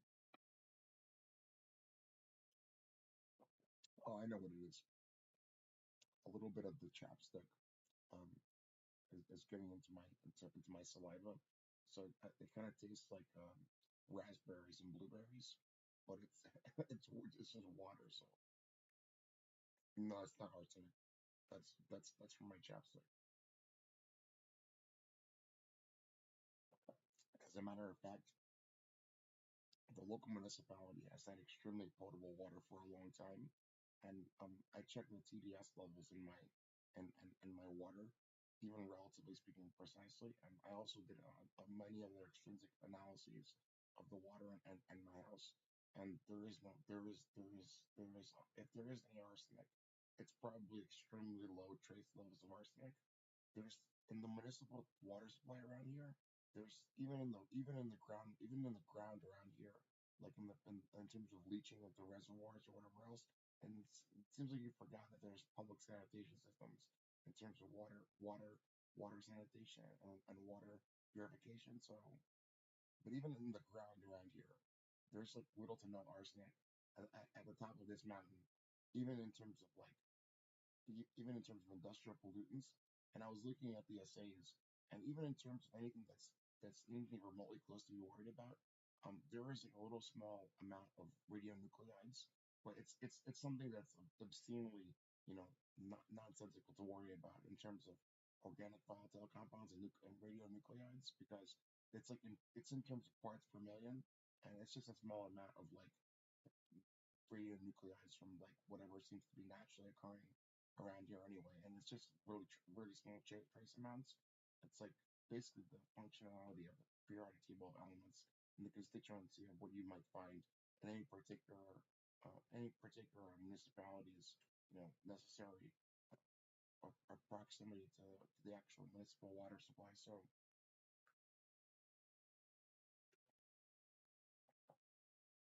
even chronically, in terms of the assay, it was like a low to intermediate amount of radionuclides in terms of parts per million. That's nothing to really be concerned about.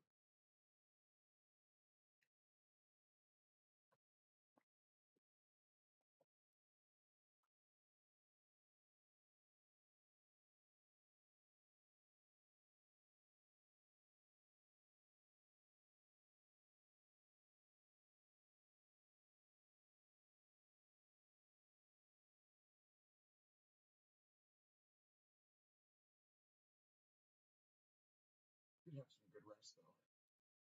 Only been live streaming 3 hours and 31 minutes, so I guess I slept for like approximately like an hour and 45 minutes of that. So that was some pretty good multi-phasic sleep. So that was alright. That wasn't too bad. I can't wait till I get my gabapentin tomorrow because then I'm gonna use that with magnesium and probably just gonna buy magnesium oxide because I've been doing this kind of thinking before, and I have a little mortar and pestle. But I guess if you just grind it down with a blunt object anyway, in a little container, you can just grind it down and then get it nice and attracted and use bioactive enhancing compounds. And you can increase the bioavailability of a lot of substances this way by treading them down and letting your body get them in better, more dissolved solutes and through solubility. So I've been thinking about a lot of that lately too. And the problem with magnesium oxide is that it's an oxidated form of magnesium, and that has low bioavailability and conversion in terms of its bioactive nature because of its oxidation affinities and its particular fact that that's pretty hard for the body to metabolize. But if you break it down like physically so, and then you take bioenhancing substances, you can basically get like 80% of that anyway. So it doesn't really matter because for what it is, it's still magnesium with just oxygen fixation for the oxidation of the oxide. So, all right, I have to go use the bathroom. Right back.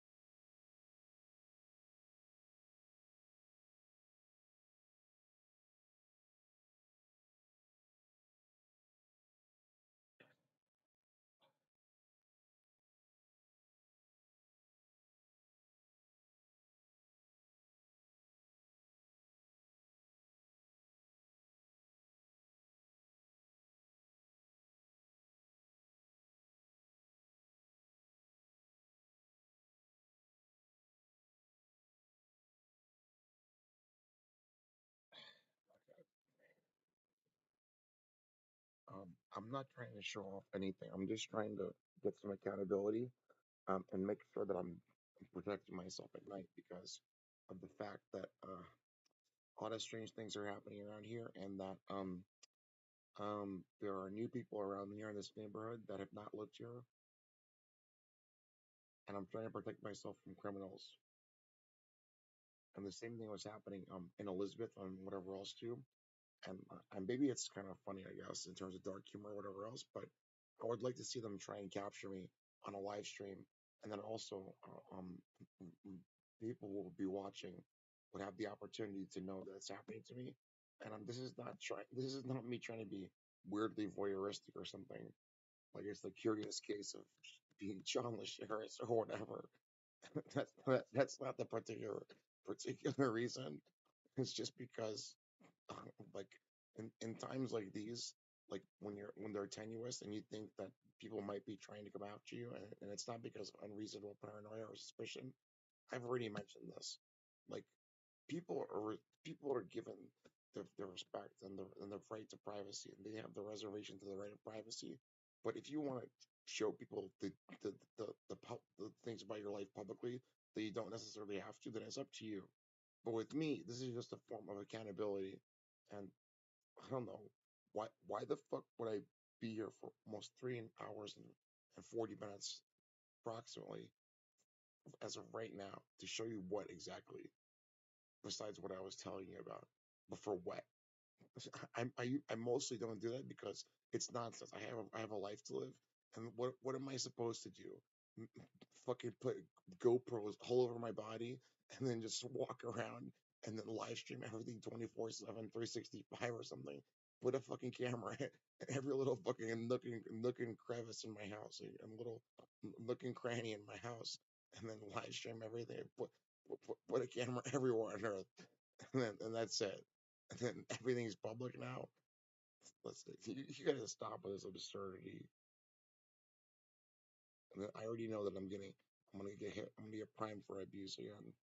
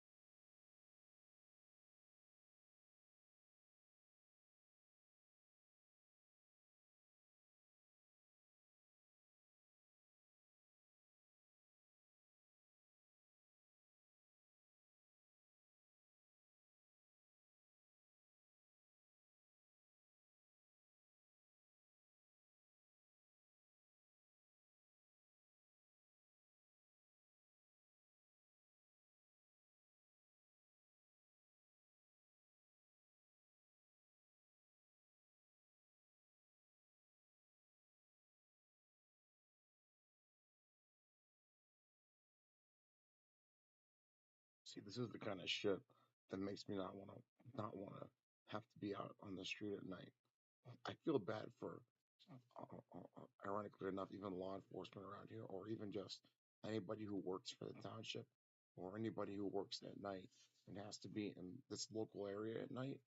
Man, you gotta be careful. You gotta look out for yourself. Make sure like you have like some, maybe like a dash cam. Make sure you have your phone readily available. If you can get a concealed carry permit, make sure you get that. Make sure you're able to at least, if you see something strange like that happen, if you can document that, and then if you think that you're going to be in danger, make sure that you have a good escape route. If you know that you didn't do anything wrong or whatever else. But then more importantly, I would say, listen, if you live around here in Mount Olive, and especially here in this local area in Bud Lake, um, with somebody like me, you can trust me. So even if you need a good neighbor and you're scared, you can trust me, and that's fine. I'm pretty sure you can trust a lot of people around here. We're not part of that crazy ass shit, but definitely just try not to be out on the street at night around here. Um, it's not a threat from me, but it's like I've been noticing this, and I've been recording it too, and I'm just trying to be, I don't know, not too overt about it because I'm gonna get fucking gaslighted and then forced to go to the hospital again.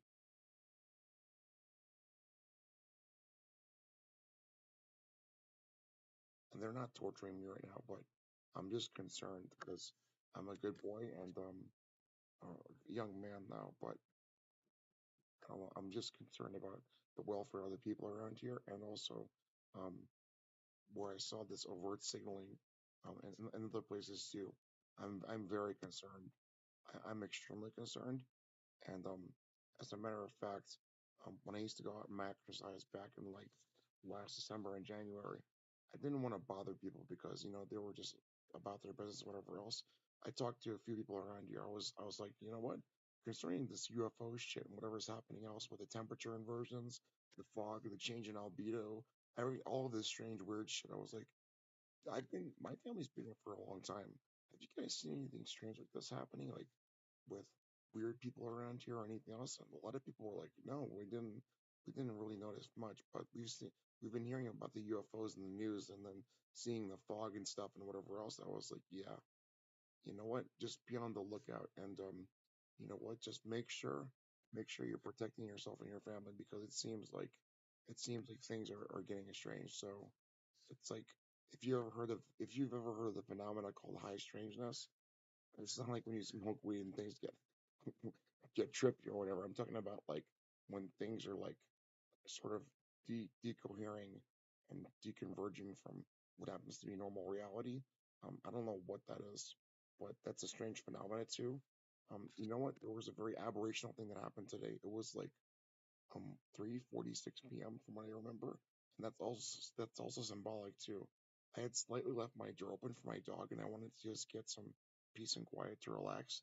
And then I turned around, and I was facing this wall this way. I was looking over here, and then I heard the door suddenly just slam against the wall. I was like, "Choo," and I was like, dude, that's something weird that happened today. That was highly anomalous because I was looking at it on the door jamb in terms of the actual what you might call it, the empaneling of the door where there's the jams there. I forgot what those are called.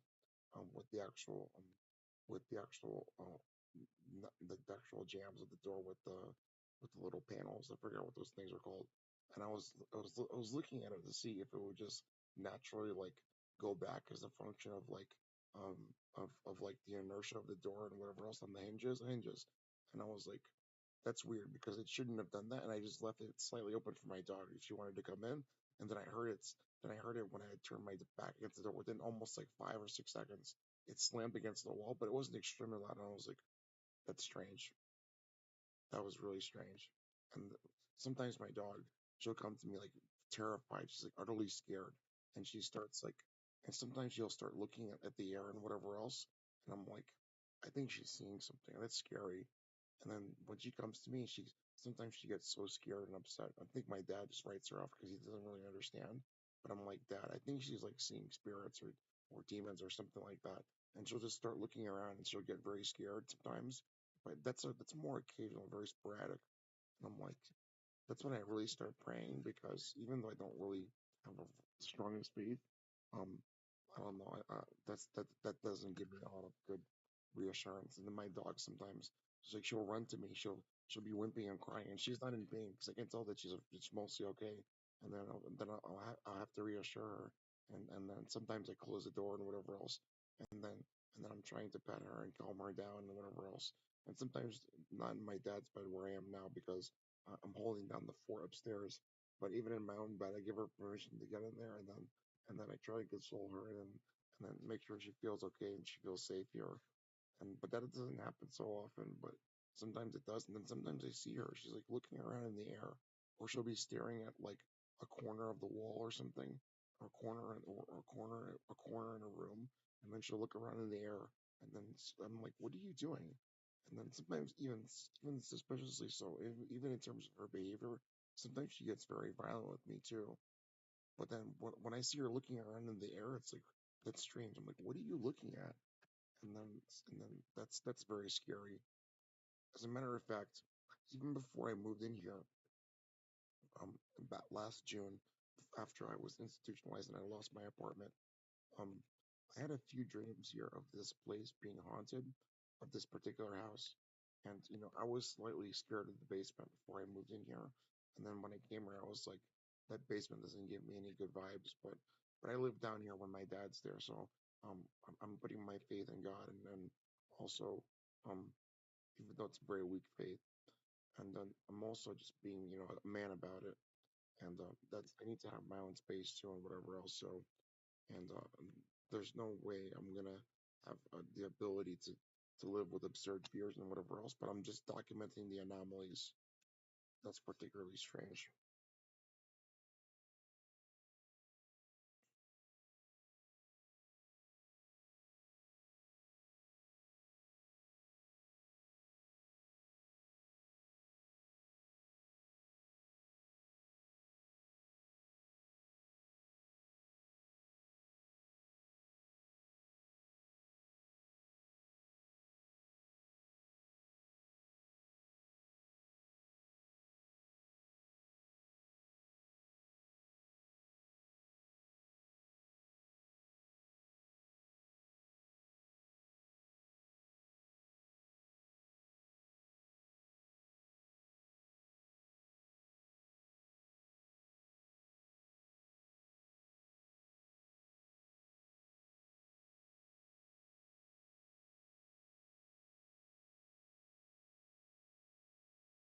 But you know what? I went exercising one morning. This was like approximately 5 or 6 o'clock in the morning. And if you ever see me out on the street at night, that's also very rare. But I'm usually around daybreak because that's when I wake up because I'm an early morning riser. I started hearing a bunch of coyotes crying sometimes, and that's normal to see coyotes around here because we live in an area where there are coyotes even in the winter. So, but they're not very common to see them like on the street and whatever else. But I started hearing like coyotes crying and like they were like fighting with one another and they were like yelping in extreme pain. And I was like, oh shit, that's scary as fuck too. Because I'm thinking about the Chat GPT response here. Can you see that? Let me see. Let me just double check.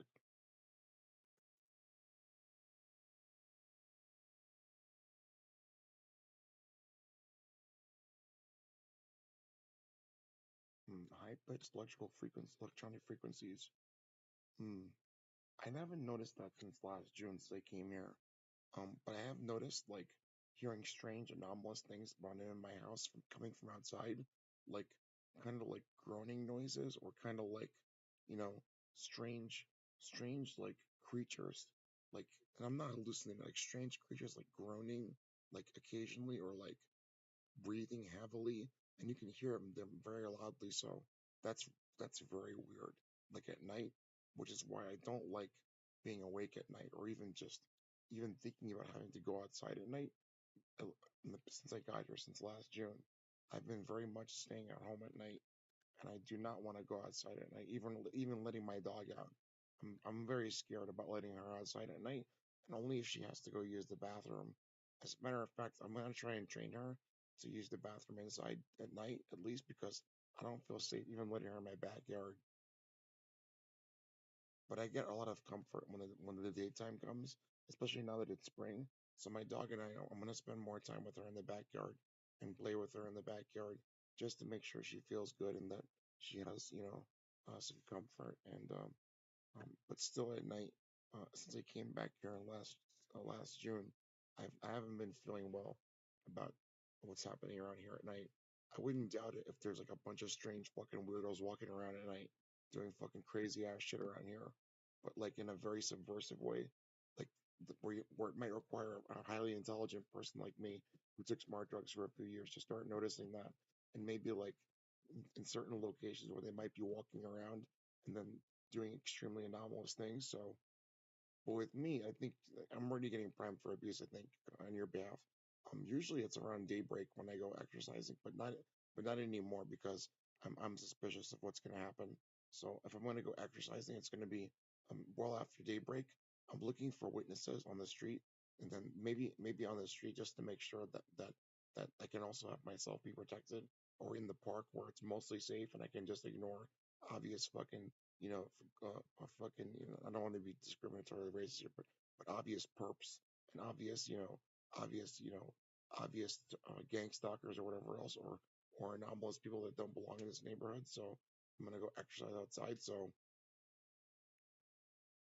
but I do get a lot of consolement when it's morning and daytime. I feel a lot better. I feel a lot more safe. But then again, you should, in a nice community or even in a city, and even at nighttime, where statistically, like, crime rates have been dropping in terms of like even gangs or whatever fighting one another, there's no reason you should feel anomalously unsafe, even in a semi, you know, questionable neighborhood, like where even crime rates are dropping. There's there's no way you should feel this, especially in a place like Mount Olive. It feels like this place fucking turned into silent hell, bro.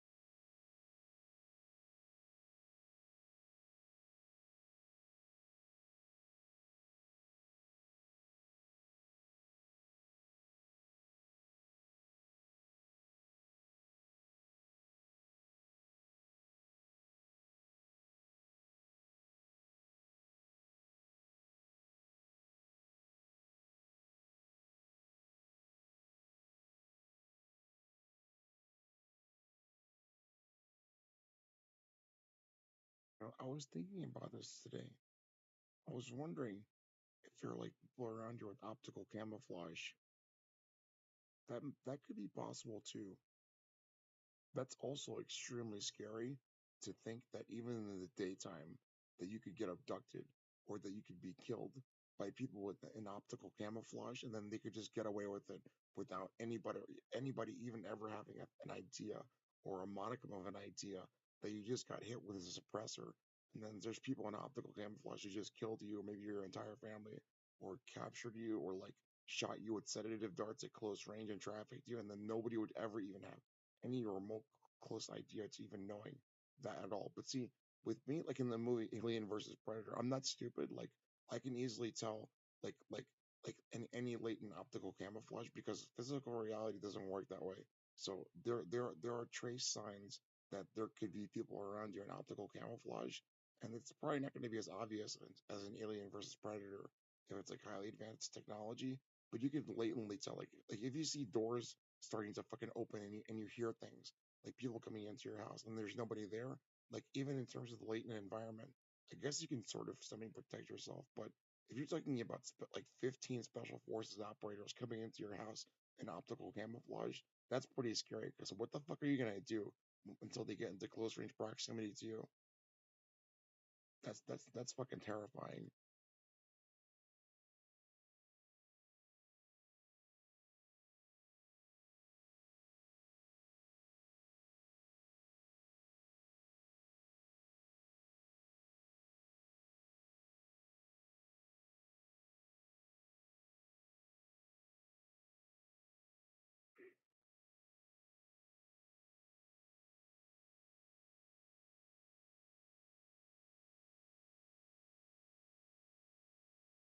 You know what's like a head scratcher for me, literally. How does that technology even exist if it does?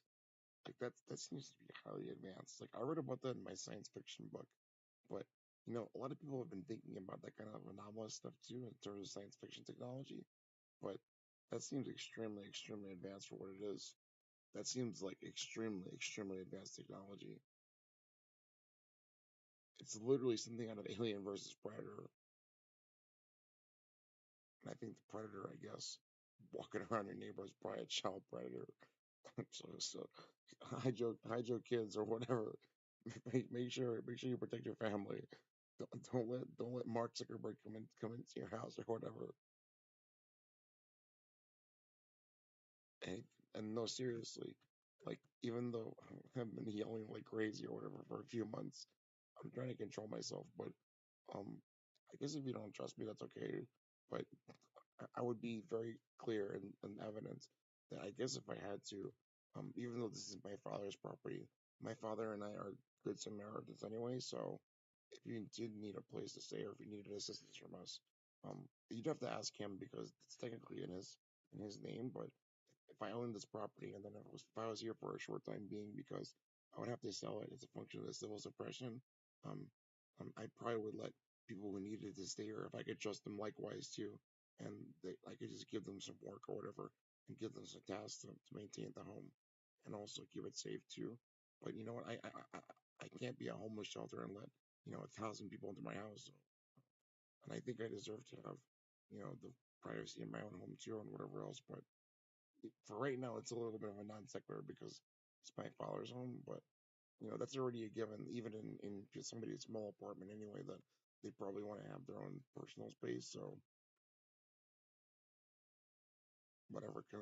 Even considering that, like I like living in my small apartment anyway, so I'm just here because I don't have a choice. But more importantly, I guess I do love my family and my father, so I'm gonna stick it through thick and thin, and just try and convince him that I love him a lot, and that I don't want him to fall prey to evil or whatever else. I want him to be delivered from evil.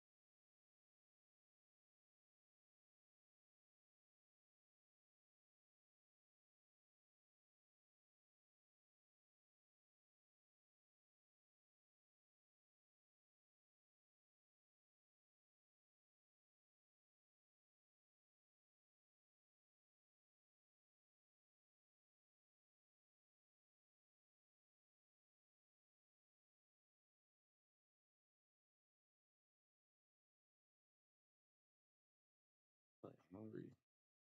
Like I guess I want to break my fast a little bit because I'm hungry. So, but I didn't even finish my entire meal yesterday. So I need to have some. I need to have sustenance because that wasn't even enough for. Even though I had my protein intake from, even though I was sedentary yesterday, I still need to have enough sustenance to not feel hungry after a while. So even though I'm fasting, so I'm probably gonna finish my meal and maybe have like some saltine crackers because there's some saltine crackers in there, but there's no expiration date on them. So I don't want to waste that. But if they're no good, then they're not good. So I'm just curious, like, um, what do they smell like?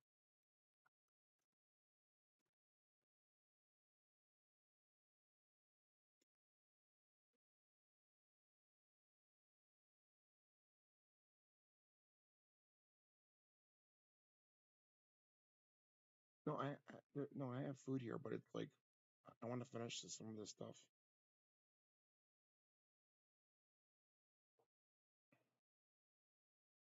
Yeah, those aren't good. That's unfortunate because there was some peanut butter downstairs that the previous people that used to live here, that were um my dad's ex-wife's family and their children and whatever else they used to live here.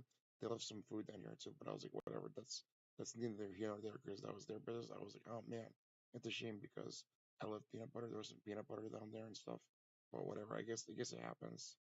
People aren't perfect, so sometimes food spoilage happens. So I was like, oh, I love peanut butter. So I'm thinking about my EBT card because I'm gonna get like a lot of good food, and I'm gonna get some nice treats because I like to treat myself out sometimes. I'm gonna get some yogurt and some peanut butter, just what's necessary. But I would like to have some creature comforts like those because I do love some good food sometimes, especially for a cheat meal or sometimes like just to have some creature comforts, especially during my abuse. I'm trying to control the binge eating, but I do like some nice creature comforts. But especially food like yogurt. Oh, you know what's really good? The Chobani yogurt, even though it's a little expensive, but I guess yogurt will be yogurt, but that Chobani yogurt, oh, it's so delectable. I had that at the hospital, and I was like, oh wow, I'm surprised that you guys even have this brand of yogurt, which is like I don't know, 'cause it is what it is, but I was like, this is so good. This is like heaven on earth. This is just 100 calories for basically like a nice big chunk of yogurt. I'm like, this is so delicious. Like I keep eating this over and over again. And then what's weird is like nobody would eat the yogurt, and I was like, I love yogurt, so I was like, I'm gonna get like three of these. And then the thing is, like, I wasn't being greedy or whatever. Like nobody was eating them, so I was like, fine, can I have them?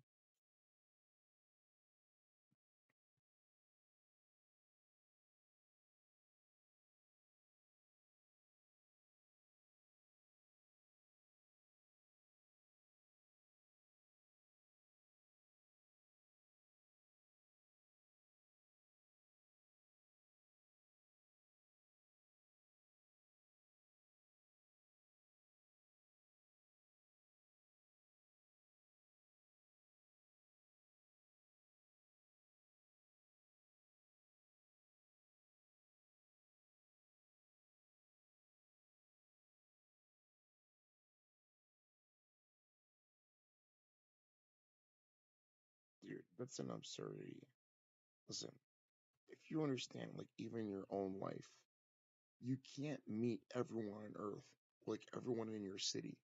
I've only met, like, from my reasonable assessment, and this is even a lot for a normal human being because I'm very sociable. I would say I've met probably like almost like 15 to 20,000 people in my life. But like I don't know, I don't remember all of them. I haven't been to like all of their houses or whatever.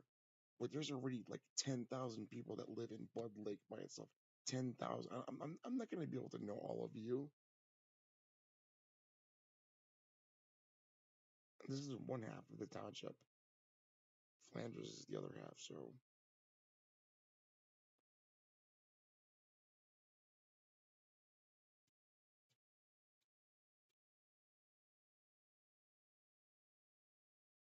you seem to have forgotten there's billions of people on Earth, and apparently you're supposed to know everybody nowadays.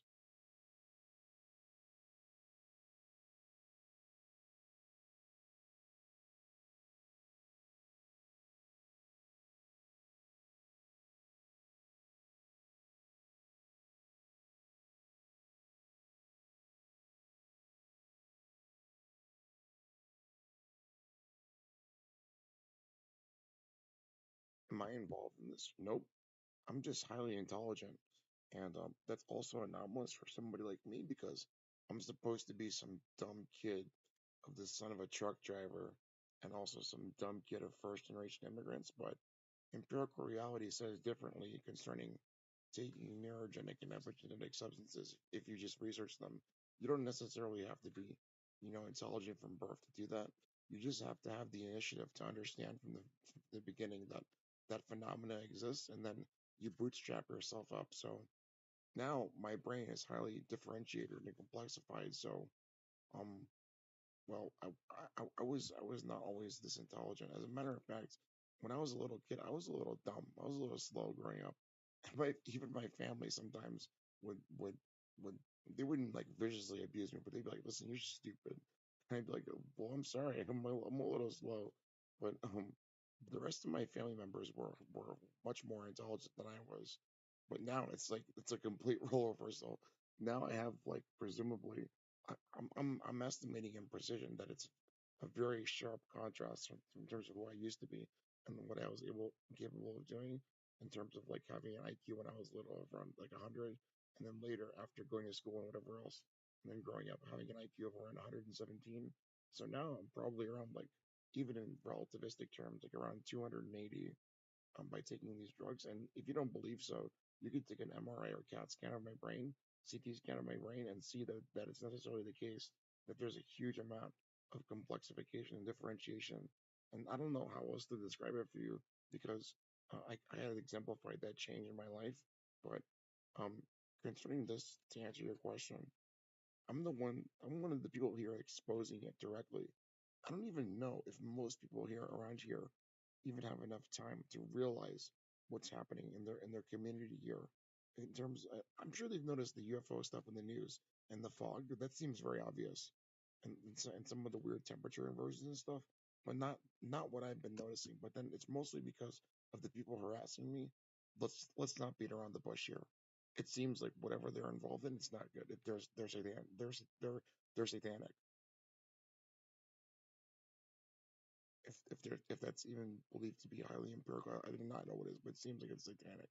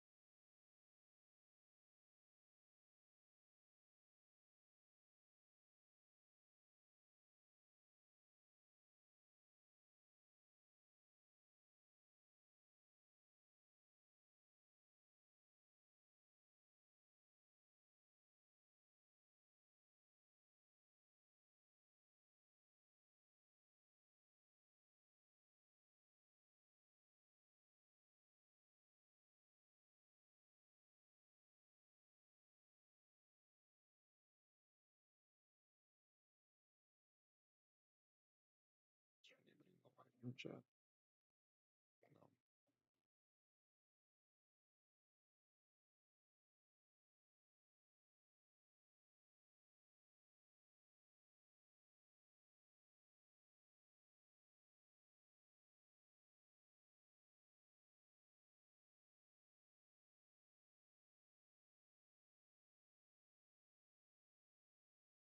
No. Dude, I love how this large language model is like it's like it's literally a memester.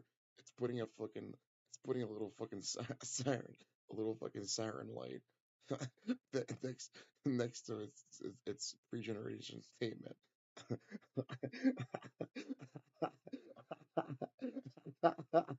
Dude, that's fucking hilarious.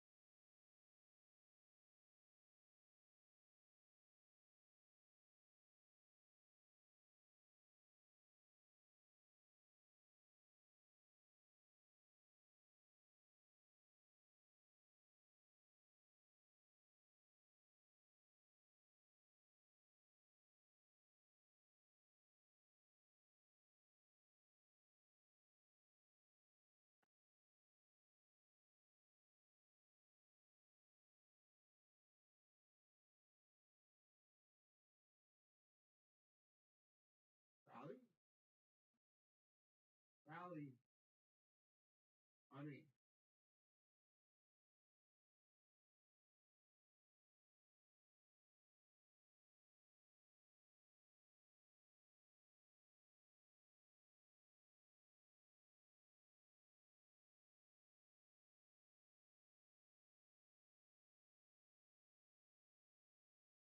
Sorry, I'm hearing that fucking strange ash. I don't know if that's like the wind, but it's even windy outside. I just want to check.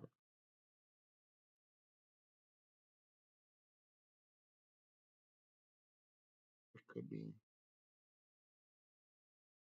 It doesn't seem like it.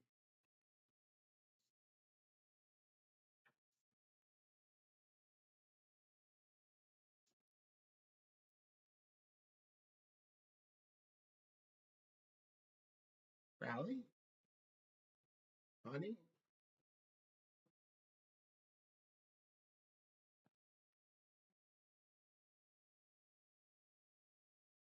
are you okay, honey?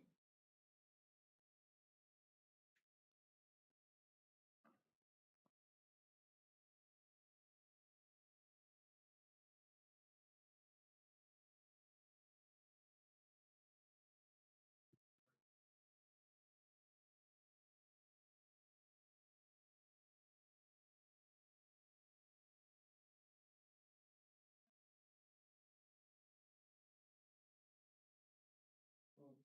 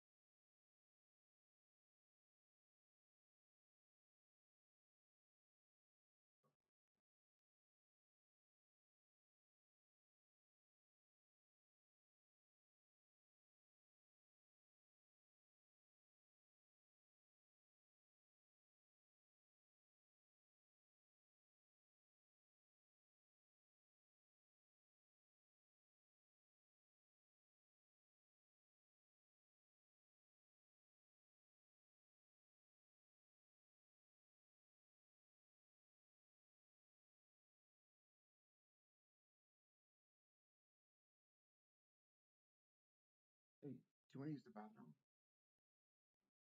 Rally. Okay.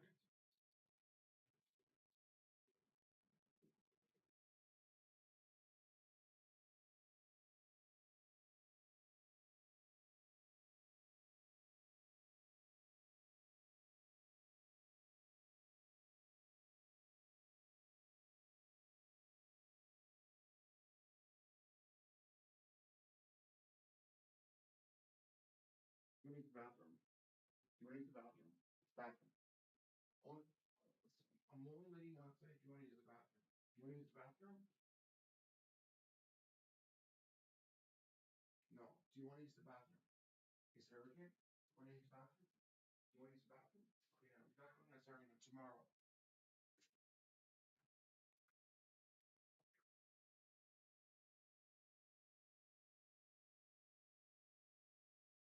Well, it's good that we have somebody like me. I'm sorry about the dirty shirt. I don't see the point in using detergent. And because this is like a little bit of an exercise shirt. It doesn't smell too bad. I don't smell like fucking disgusting or whatever, but I make mistakes too. Sometimes my shirt gets dirty. It's good to have a good citizen on the night watch like me. Because it's fucking Thursday night, Wednesday night, about to be Thursday. So at least I'm paying attention to what's happening around here, and at least I'm legitimately concerned about the welfare of innocent human beings around here. So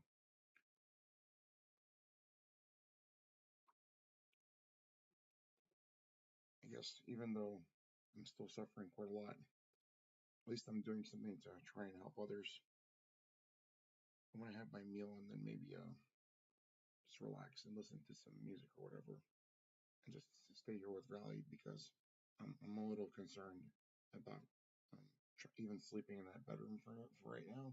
It seems like hearing all that strange shit is highly anomalous, and it's very disconcerting. which is why sometimes I just go to sleep during the day to get some good rest. Hopefully things get better. Move.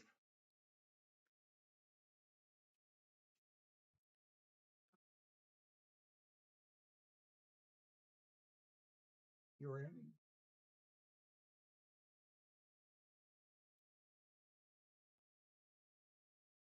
You okay?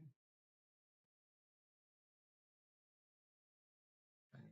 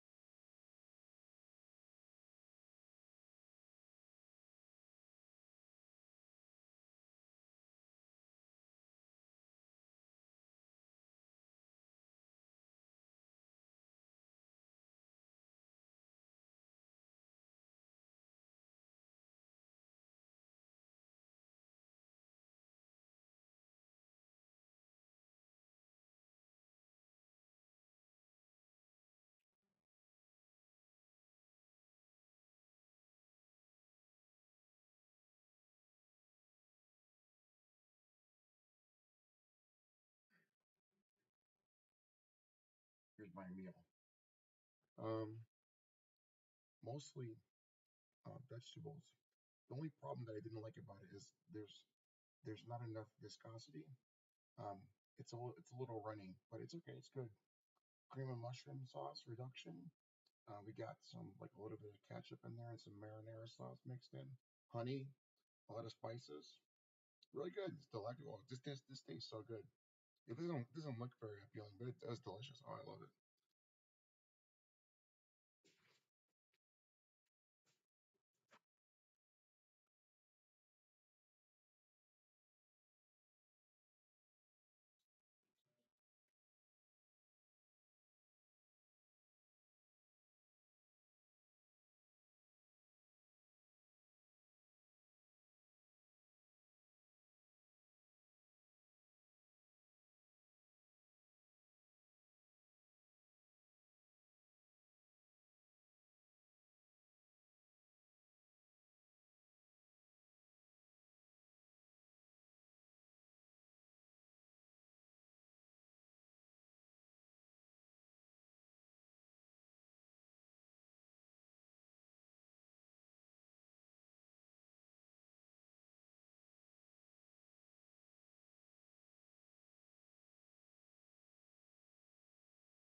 Oh,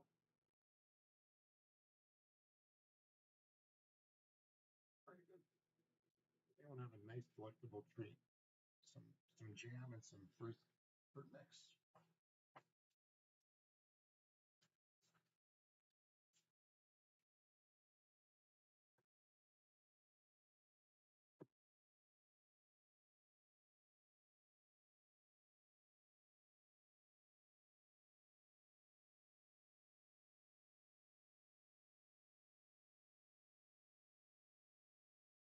This is very calorically dense, so maybe not too much. Just more so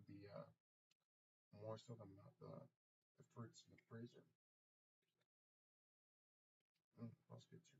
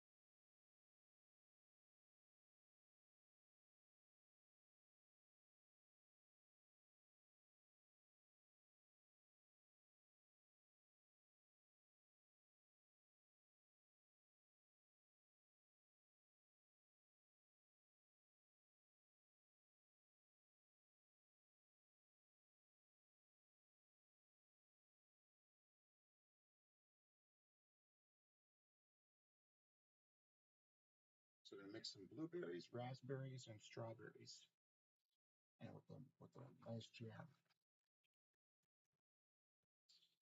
Nice.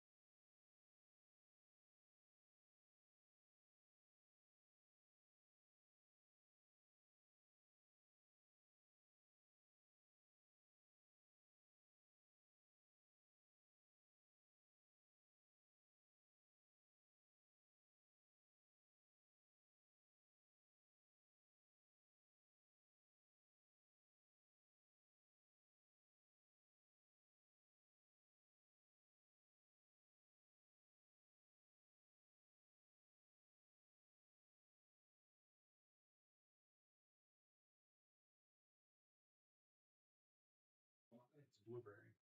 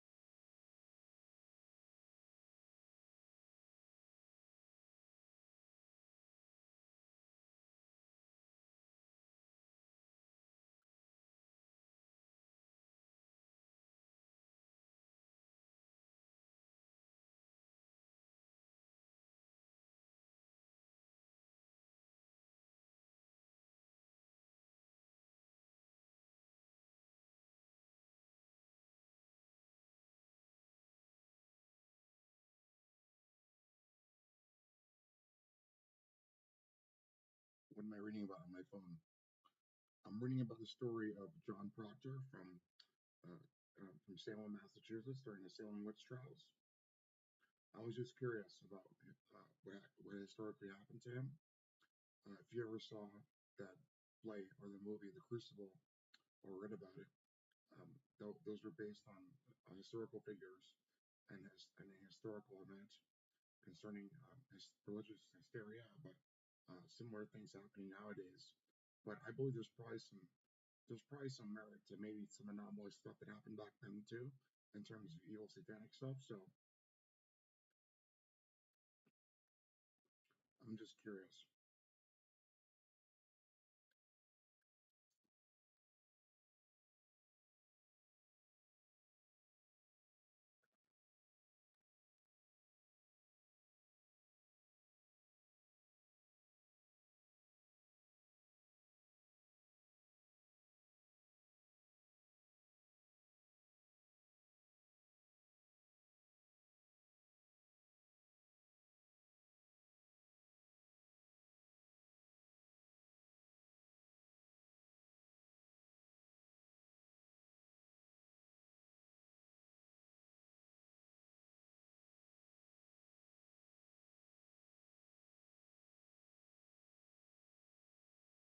Oh, honey, want some cauliflower? Yeah, no, I guess I don't like my diet now.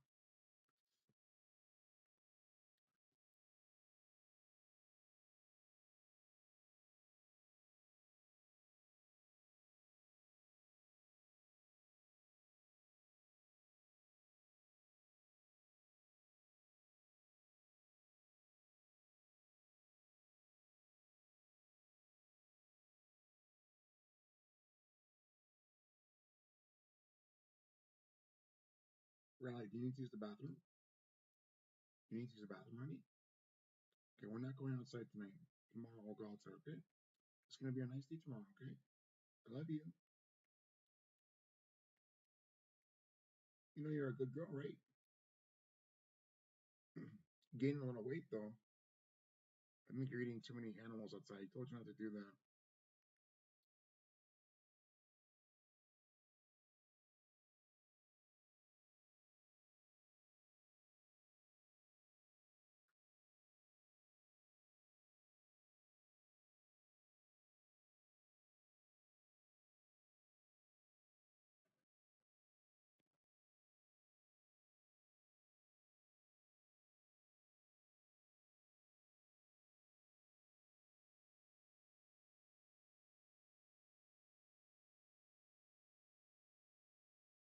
I'm gonna use the bathroom. You wanna go outside? Only to use the bathroom. Do you wanna use the bathroom? Okay, honey, just relax for tonight, okay? I don't wanna let you outside. Not right now.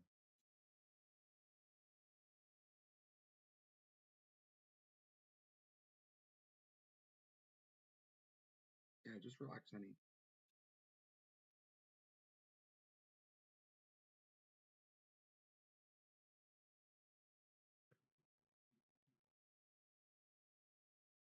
What's up?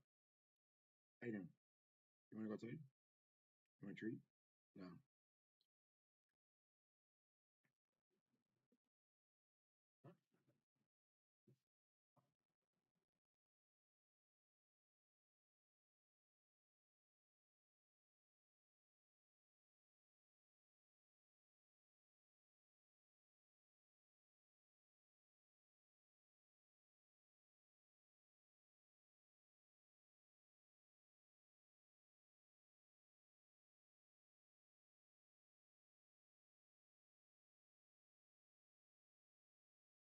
Wanna go outside?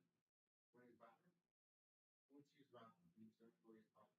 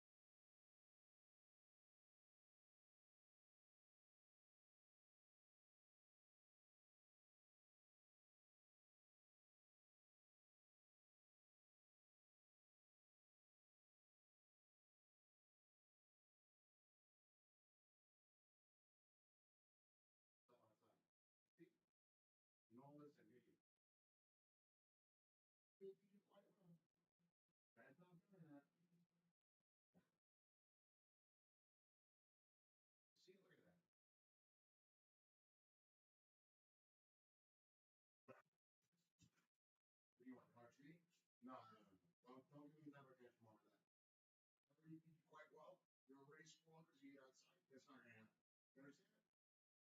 Hey, Ralph, you got it? Good.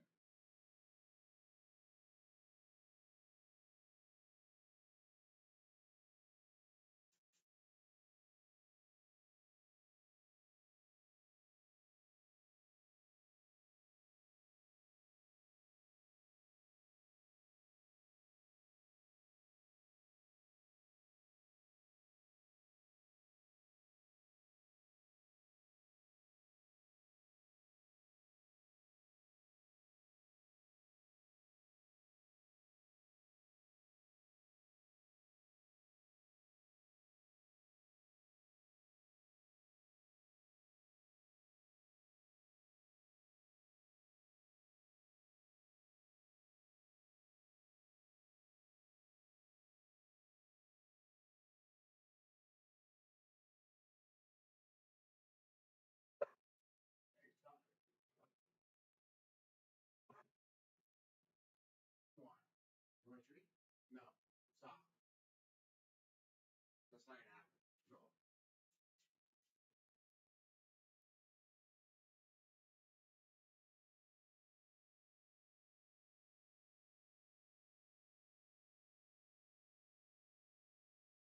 What do you want?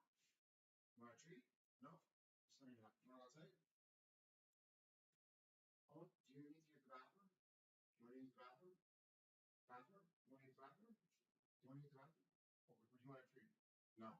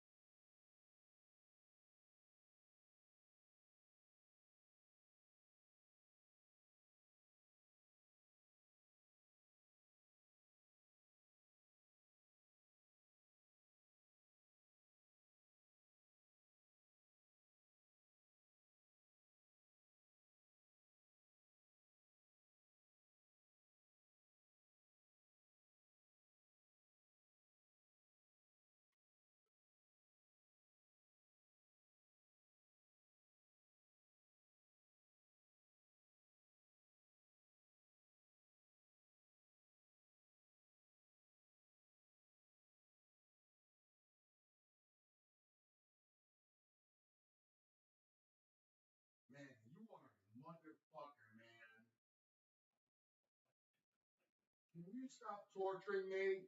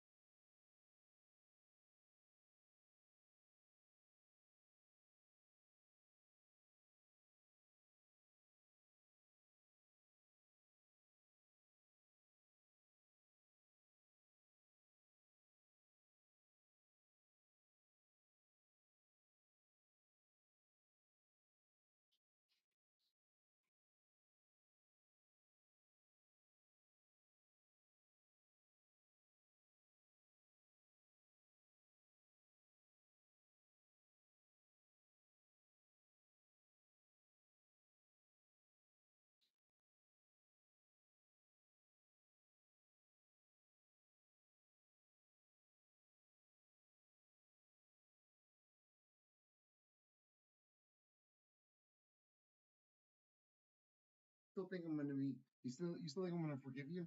You still think that you're gonna torture forgiveness out of me? You stupid retard. You're delusional. Stupid. You're wasting your time.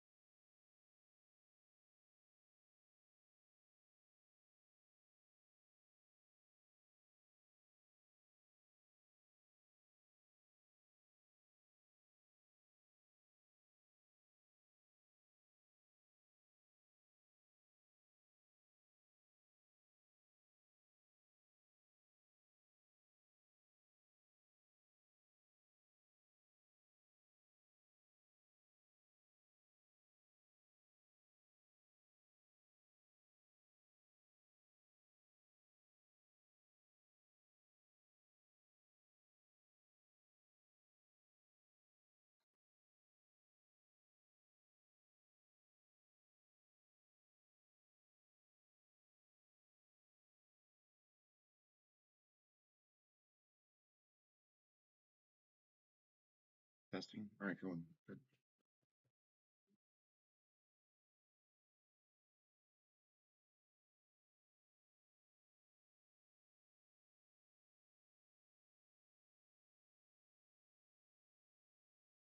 Hey, behave yourself.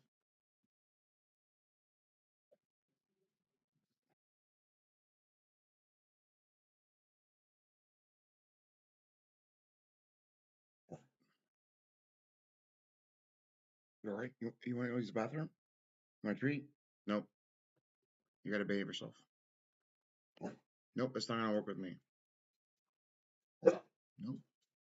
Hey, shh. Be quiet.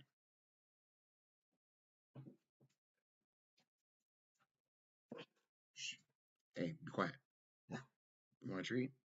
You hungry? You want a treat? Is that what it is? You want to go outside? You want a treat, huh? Is it because you want a treat? Nope. And yesterday you were misbehaving too. You were trying to eat a bunch of stuff like plastic, whatever else. Nope. Nope. And you're already being fed very well, and you keep eating stuff in the backyard. I tell you not to go hunting, and you still do it. It's not gonna happen.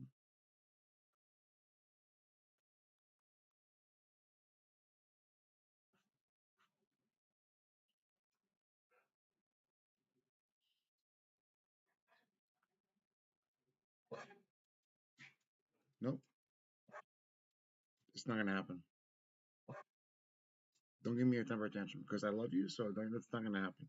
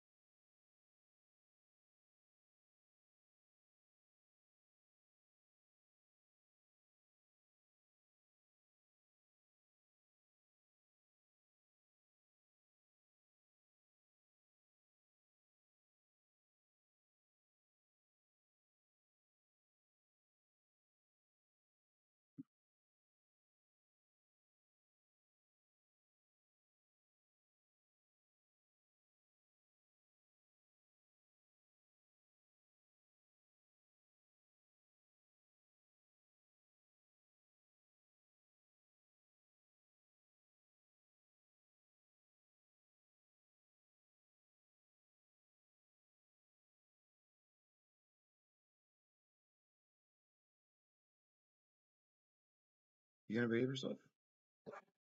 Nope. You want a treat? Nope. That's what it is. That's not gonna happen.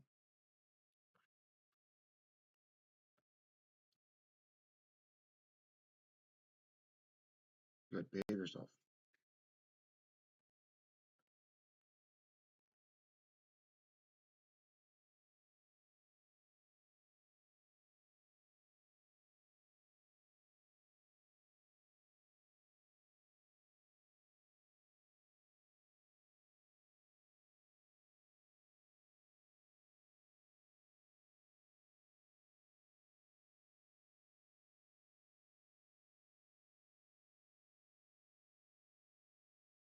And you're still torturing me. Huh? Can you stop? Man, you're literally a parasite in my ass.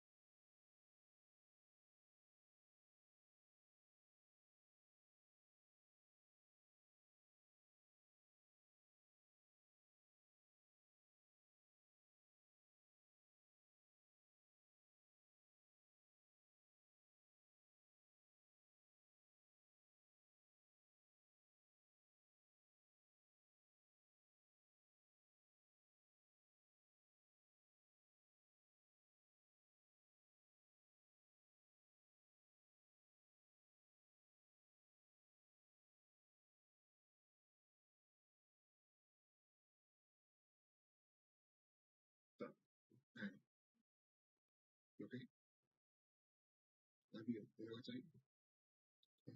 Yeah. What's up?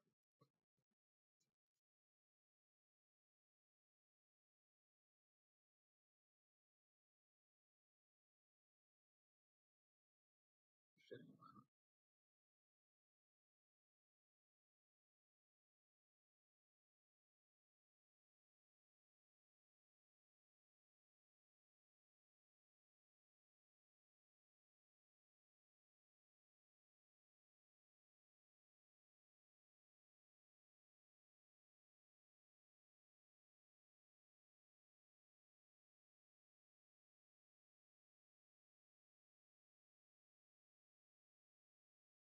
This is my phone because then I don't want you to look at my account information. So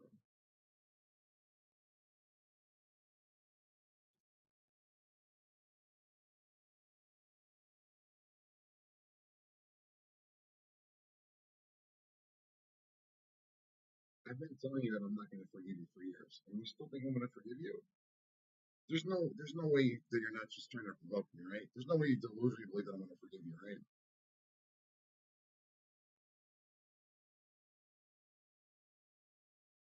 Crazy psycho.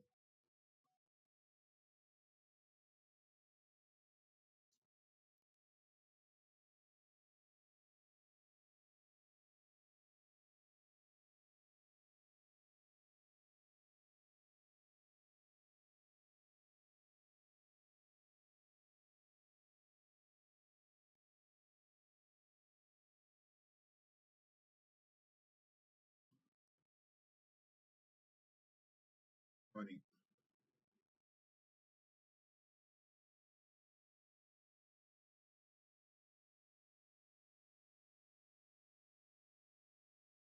I treat. No, no, that's right. And where?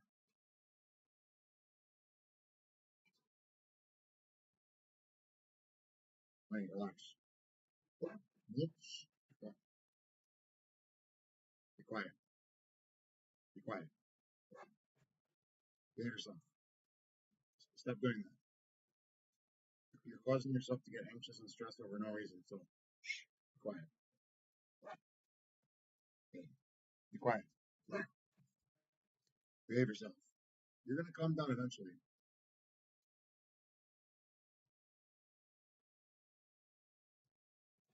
Shh.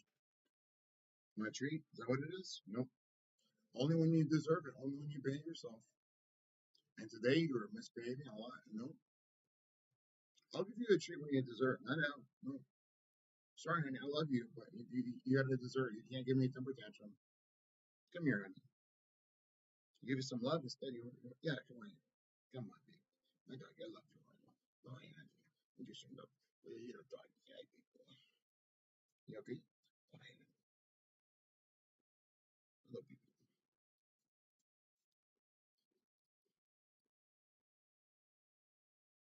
You alright?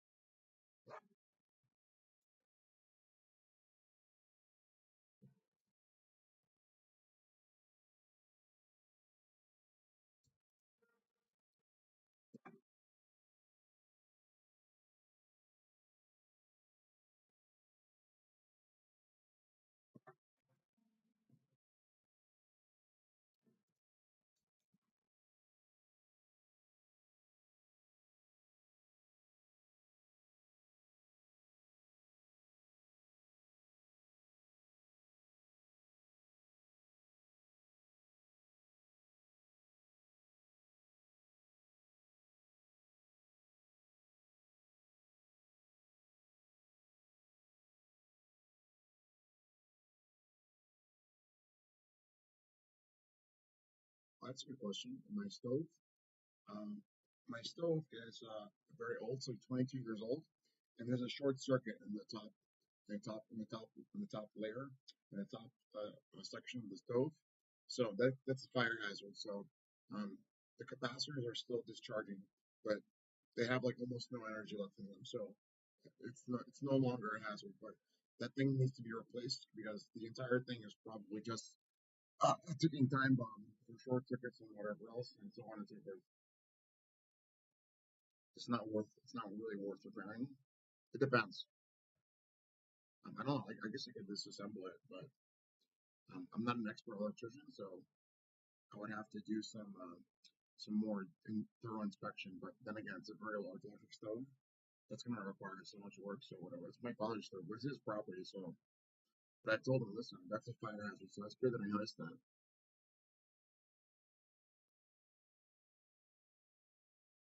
And I already know when to get primed for the heat lamp thing. That was a mistake because my dog Riley maybe had moved the door, the objects opening the door, and we didn't have the heat the whatchamacallit, the electric heaters for the for the clogged radiators, for the backed up radiators for the piping. So I had to do something to increase the heat in the house, and eventually it did work. And then what happened was my father bought some electric heaters, but this is really just our personal private business. The only reason I'm really doing this live streaming stuff right now is just for protection and for documentation and accountability, and more importantly, really because I'm being very abused. And if I was just living my life normally, I guess maybe occasionally I'd do it, or if I was playing video games or something, or if I was just gonna like talk about something on the internet, like that I learned or like that I'd like to talk about. I don't know, something reasonable. You want to go outside? Want a treat? What's wrong with you? Do you want a treat? No. I love you, man. You want some love? Come here. Come. Yeah. Maybe. No treat for now. Okay. Sorry.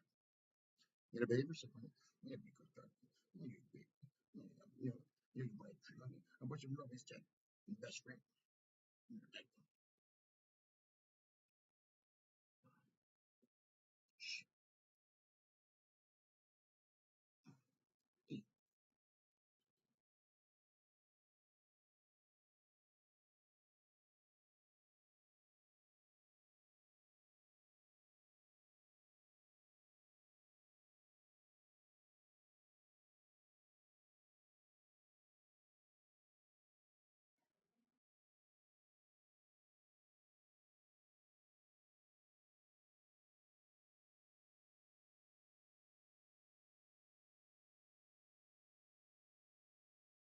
people sneezing. God, who's your baby? Why? Who's a good little guy? You're a good little guy. Little baby. You just need to go put. You know, you should go doggy. Your baby. Scratch behind the ear, huh? An itchy ear. That's what I'm going to That's what I'm up to, right? Granny. Oh, yeah. Much better than a treat, huh? Some love. You just lock the door.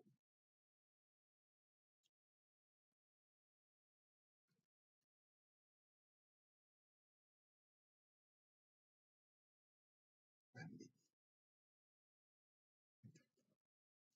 You can't sleep, honey. You slept all day. It's a project. That's a good double. Your brother. Your brother. My brother. Baby. Baby. Baby. No baby. What happened? What's up, dog? What's up, dog? Yeah, go relax. You go, girl. Miss Rowdy. Rowdy Piper. Talking real reckless. Yeah, barking real loud. Rowdy Piper. Leading her people.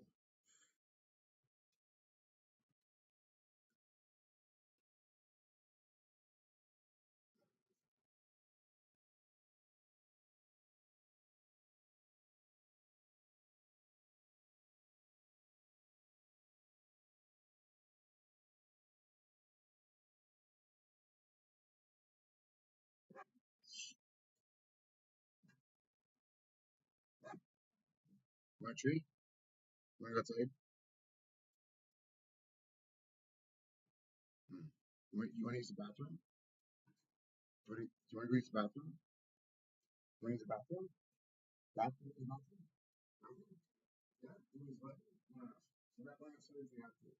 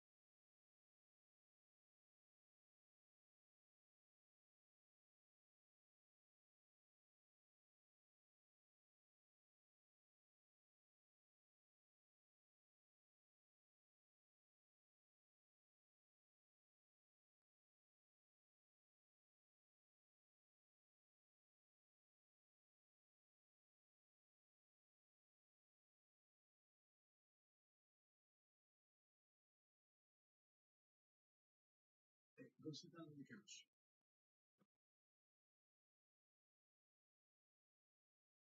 Right, so we're doing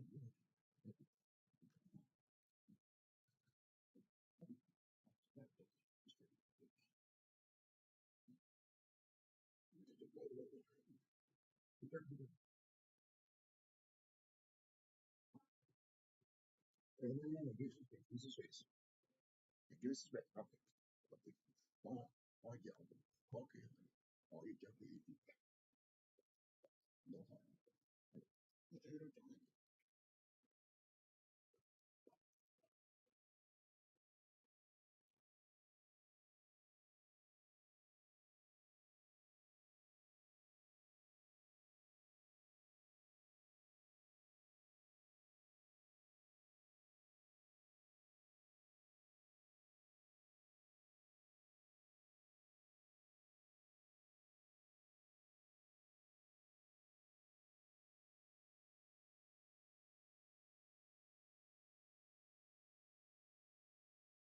You have no sense of humor.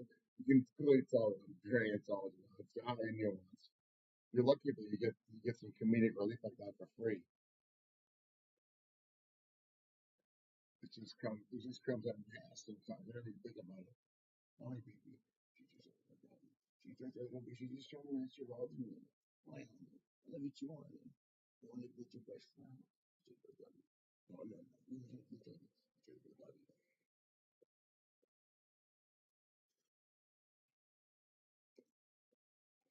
Little spoiled doggy. She's very spoiled.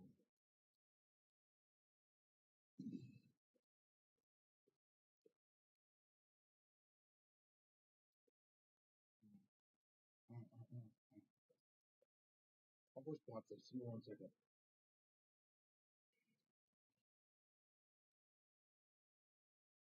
Yeah, and this is right?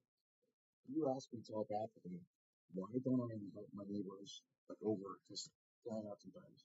Well, first and foremost, my father's house, so I have to ask him for permission. But I don't know. My neighbors and I we're usually very busy, and they have work, and so does my father. And I'm looking for employment too. So, and also, I would like to make sure that the house is in a little better condition before I invite over my neighbors. But we already talked about the prerequisites there. I don't know. It's not like they don't come over sometimes, but occasionally. But the thing is, they have a life. They have a life to live too. They have work. They're busy. They've got responsibilities. So they come over sometimes,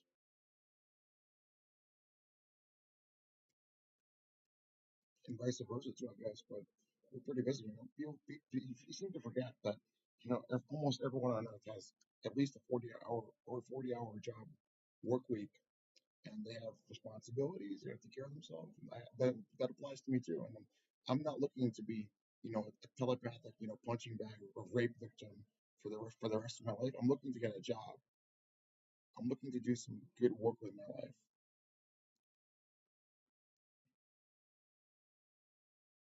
But not a rim job from Facebook. I'm not interested. I'm not interested. I'm not interested in your room job offers. I think you've been trying to, you know, uh, whatever, cold call, sell me on that too much. I'm not interested in your room job offers. Thanks.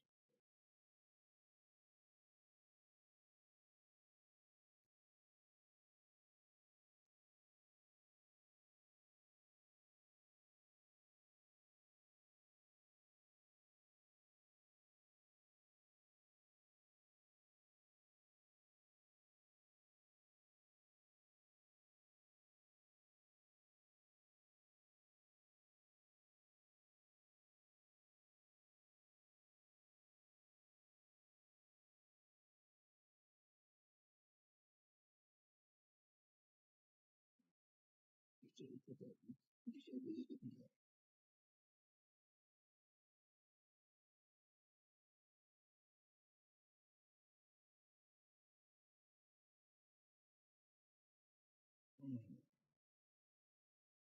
what do you smell good about it? You smell like talking about it. Are those your blankets? Yeah, baby. Good doggy. Yeah, puppy. Yeah, baby.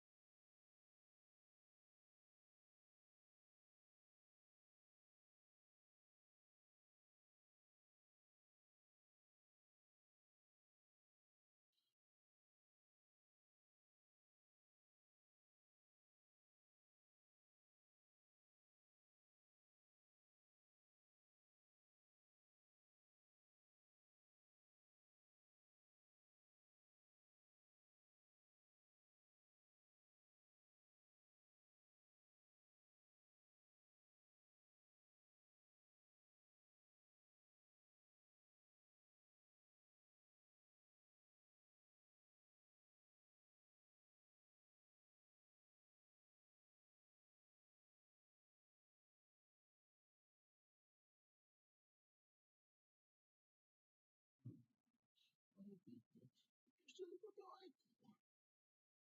Just a little happy dog. You have nice and comfortable at home, right? Little sprawled up on the couch. Nice and comfortable. Who's a good little dog? You are right-handed. Yeah, good little doggy.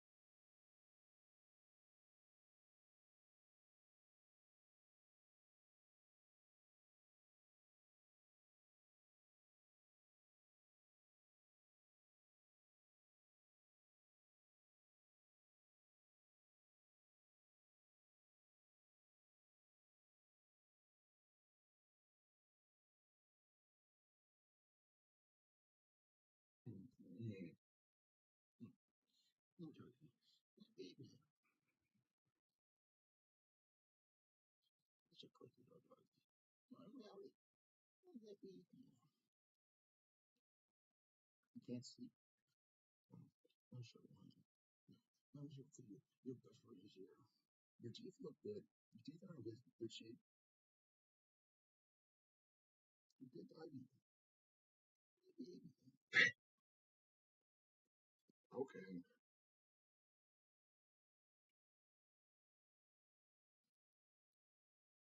How rude. All that love here. He's going to treat me that way. Oh, how rude.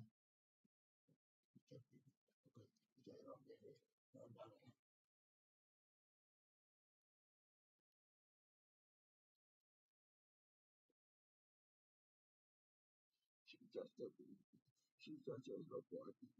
She's just a little guy.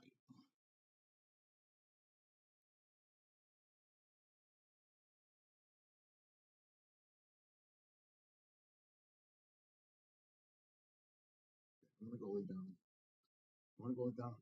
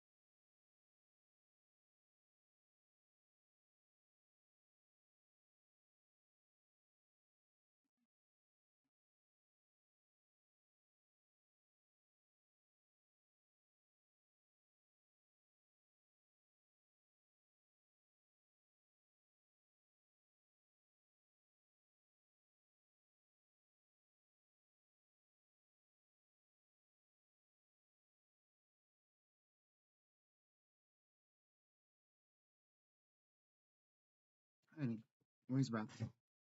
Are you alright? Yes. Okay. You're perfect. You're perfect. You're perfect. Hey, let's. You want a treat? No, you're not gonna get a treat. Hey, excuse me. Excuse me, little doggy. Little doggy. Little baby. Little baby doggy. Giving me a temper tantrum because you're not gonna get that sleep. Because you're not gonna get that sleep. Because you're not sleep, huh? Hey, relax.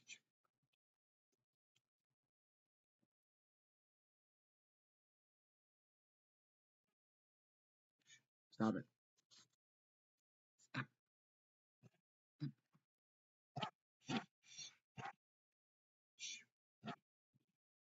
Hey, relax. You're not gonna get a treat. Relax.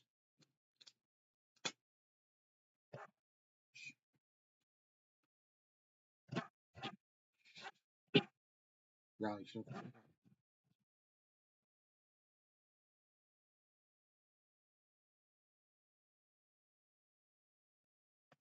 Hey,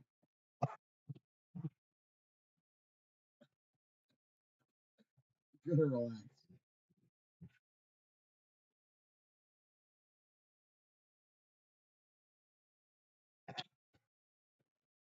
Riley, come on.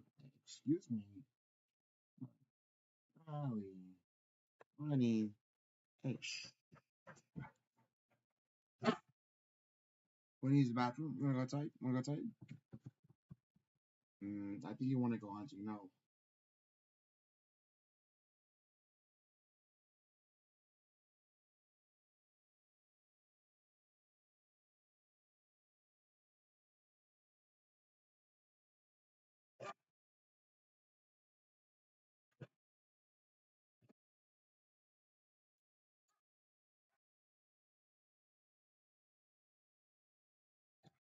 Do we need the bathroom?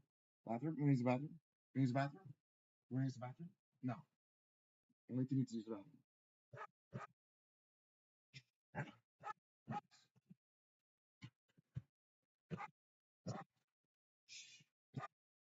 Behave yourself. Quiet. Stop. Hey, you want a treat? Is that why? You want a treat? Nope. What's wrong with you? Behave yourself. Do you want a treat?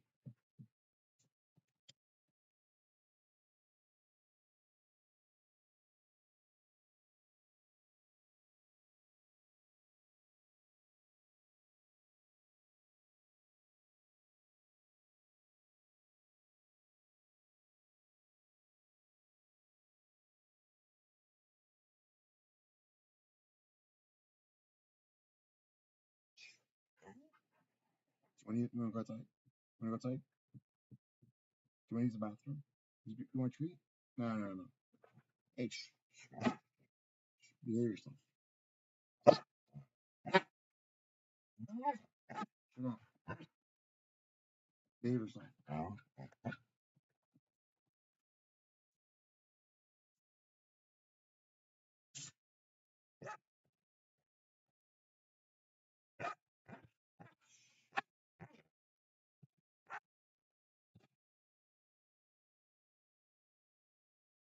Hey, I love you. Behave yourself. Okay? You want a treat? Why? What are you getting so upset for? You tell me. What? You want a treat? Is that what it is? You want to go outside? No, come here, come here. Come here. Come here. Do you want to use the bathroom? Do you want to use the bathroom? Do you want to go outside to use the bathroom? Bathroom. No, you're not going outside.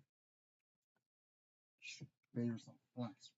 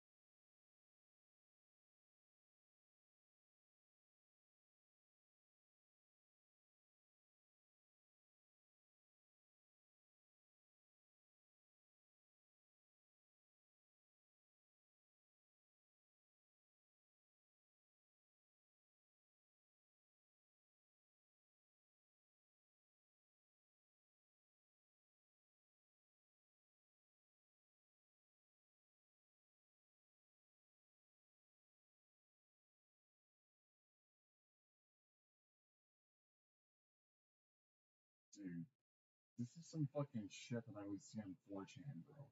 What the fuck is even happening here? You gotta be fucking kidding me. Why the fuck are you walking around with a flashlight, staring at the ground? You're already in a lit place, and you're just looking at the ground with a flashlight. This happened so many times with so many different people in this fucking park, and then also other places around here. What the fuck are you even doing? Dude, then I would see this because I'd be going in the morning. This is like 6 o'clock in the morning, 6:17 in the morning, and 7 seconds into the minute.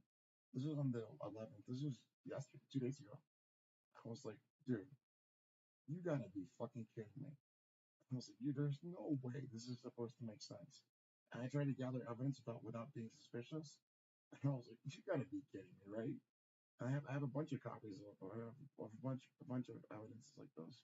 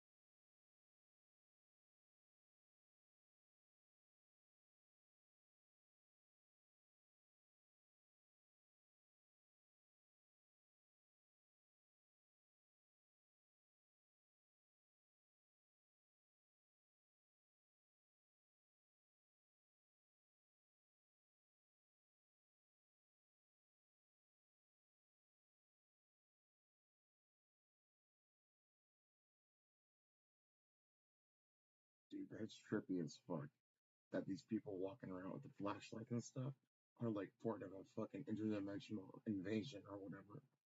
But but for what? In Hood Lake to do what exactly? To walk around with flashlights in the dark?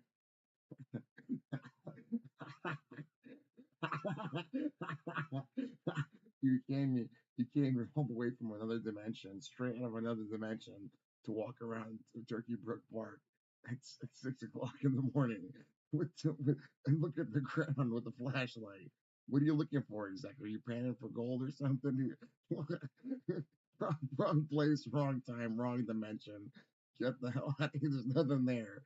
There's fucking dirt. You got some fucking dirt. You got some fucking rocks or whatever. There's nothing there. What are you looking for? Go back to your dimension or whatever. Go, there's plenty of high strangeness around here when I smoke too much weed or whatever. We don't need any more high strangeness.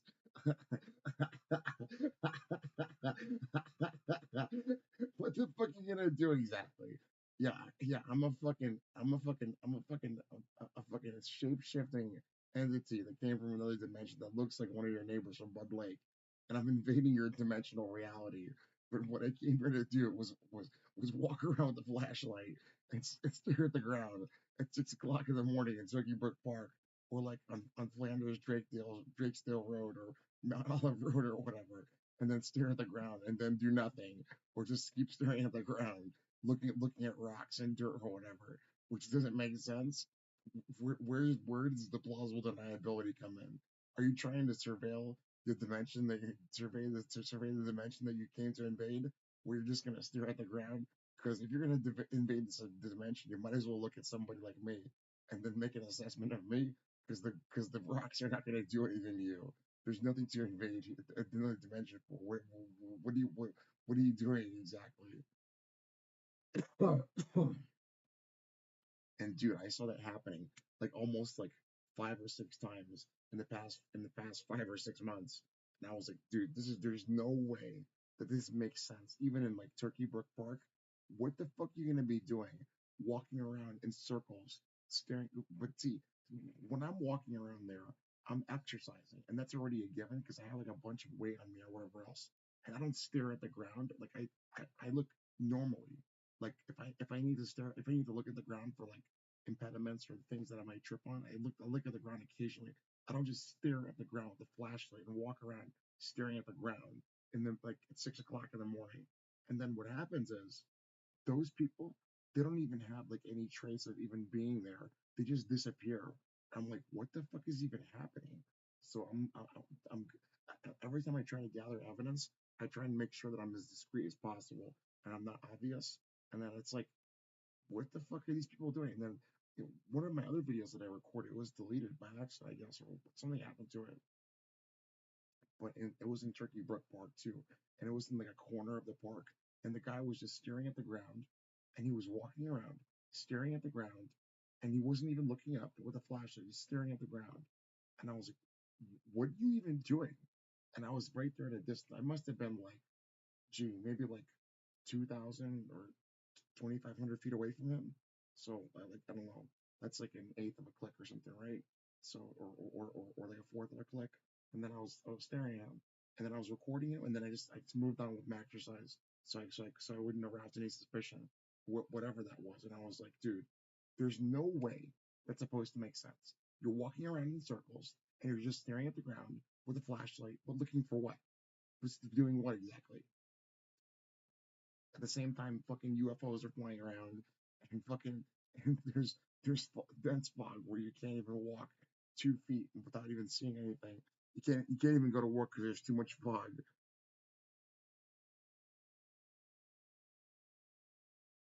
I think it's a good case that when those things are happening, especially at night, it's a good case to make sure you're locked and loaded. Every single lock in your house is quadruple fucking lock, no bypass, and you got fucking deadbolts upon deadbolts. What this is like a scene from Signs or some movie Signs with Joaquin Phoenix and what Mel Gibson. I, I think I should watch that. That might be interesting. It's like a scene from Signs or whatever. You gotta quadruple deadbolt every fucking door. Make sure you're locked and loaded. You got a fucking shotgun or whatever, just in case a fucking interdimensional alien comes into your house to start staring at the fucking dust and the grime on your floor.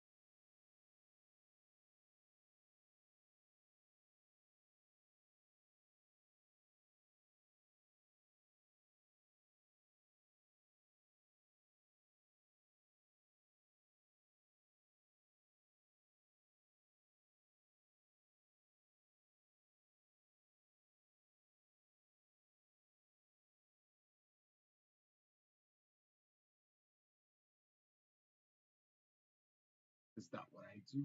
No. When I go exercise, the only thing that's anomalous about me is that I'm being tortured with secret technology. But usually I can just ignore it if I'm exercising really fast and just on drugs or whatever. But I don't just stare at the ground with the flashlight.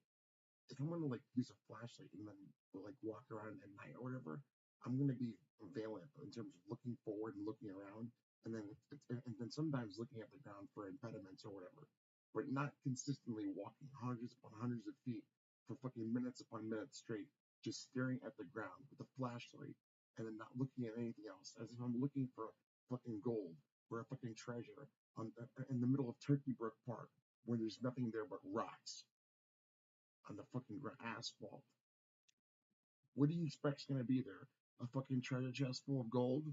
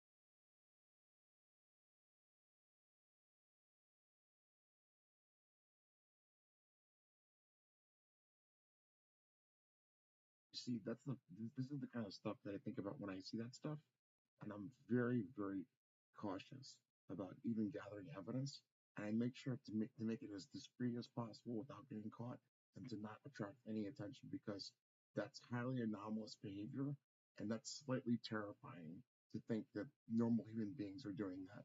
So I'm at the park to exercise because I need to get my mind off being fucking tortured like crazy, and then human beings are literally doing that. That's strange.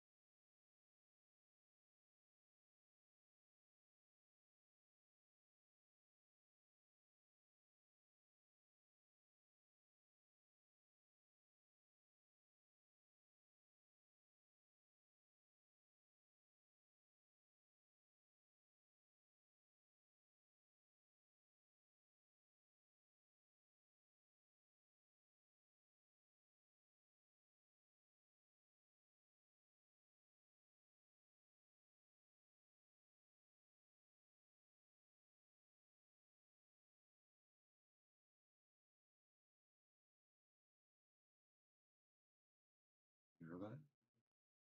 I don't know if you can hear that in the noise key. I hear them outside. I hear somebody outside. I hope God can just protect me because this is crazy, man. No wonder I can't fucking sleep at night.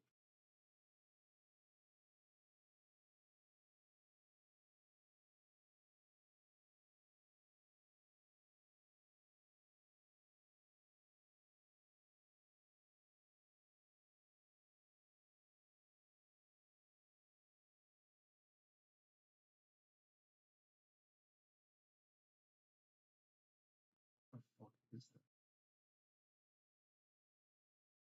Jesus, please help me.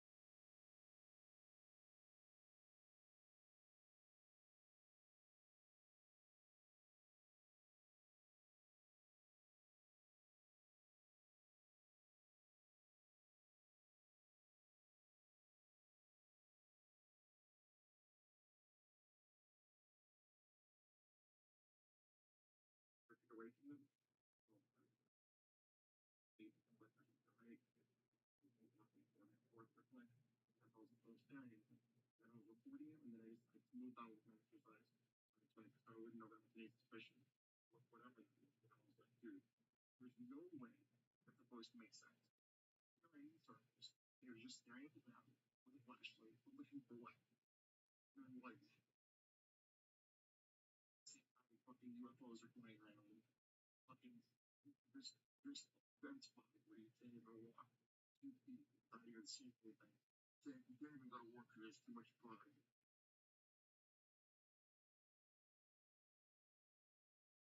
Yeah, it's a good case though.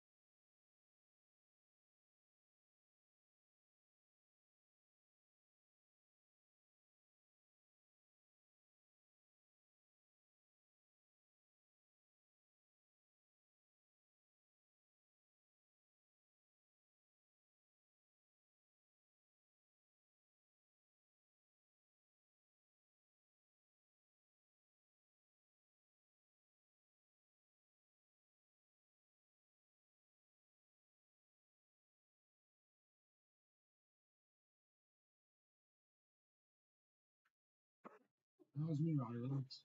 Relax. Riley, calm down. It's me. It's me. Riley, it's me. No, Riley, it's me.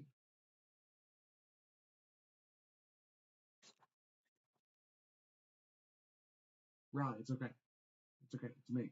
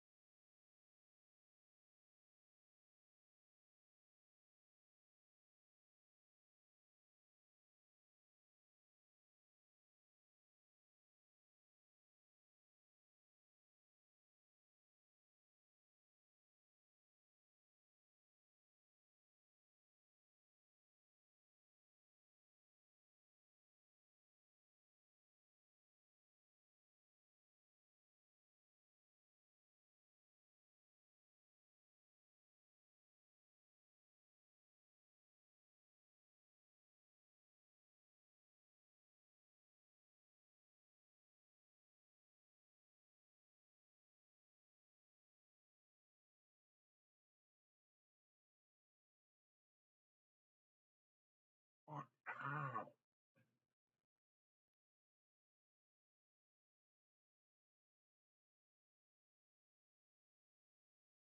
I think that's already given to not go outside right now. I'm not. I'm not even gonna let my dog go outside. I'm not interested in what's happening outside right now. I'm interested in staying inside this house and probably not even leaving this room unless I have to. I'm interested in at least making it until the next sunrise, which should be in like whatever 6 hours or so.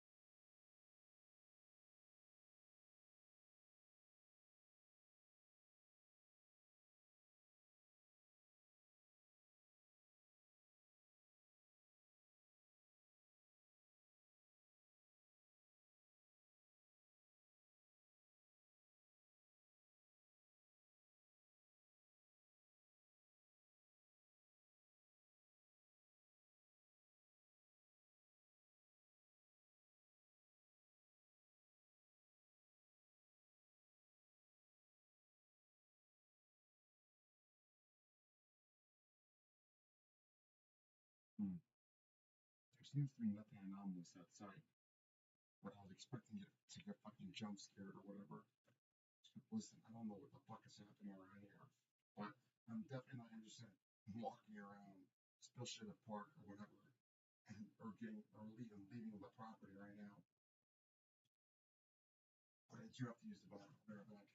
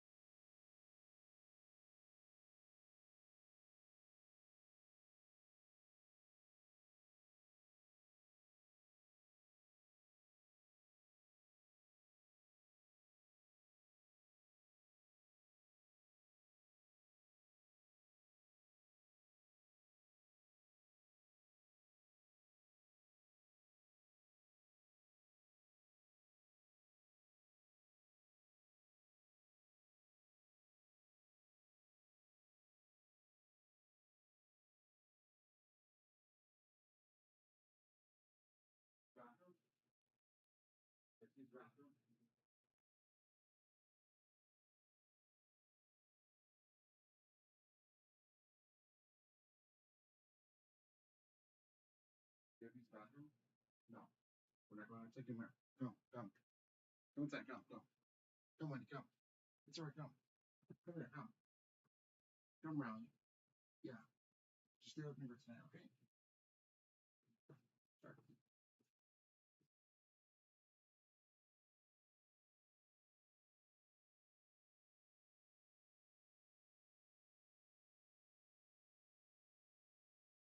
Well, that's not true, because I can talk about what's happening. So I already told you what was happening, the anomalous stuff.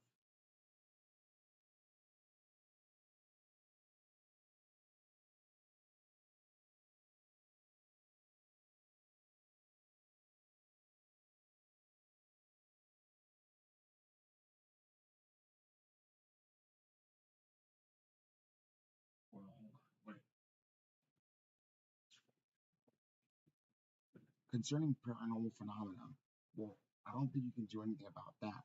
But if it's criminality, then yes. But I don't know. What do you want to say about it? Well, I might as well call you anyway.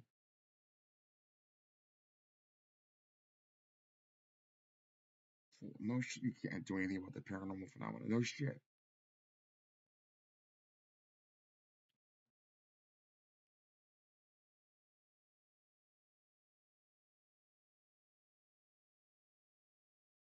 What was I gonna say? You said something to me telepathically, but I forgot.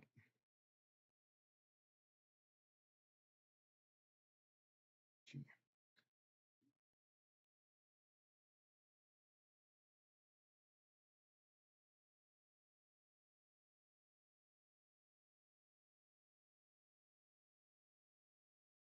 that's already a given. We already talked about this. I'm not gonna go outside. I'm probably gonna stay home tomorrow too because I need to recover my toenail bed. Right now, I'm just praying.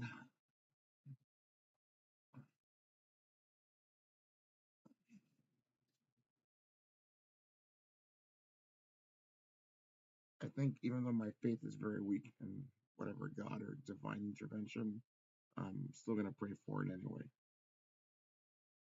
But better than just letting that stuff take me over. So, but even if that's the case, I'm still gonna try and fight it and do whatever it takes to fight it. So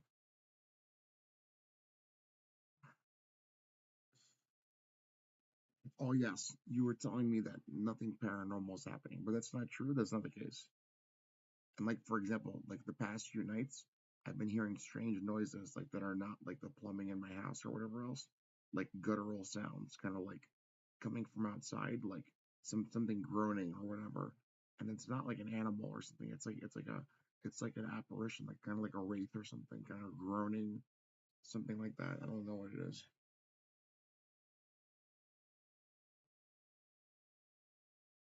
I just need some time to rest and recover.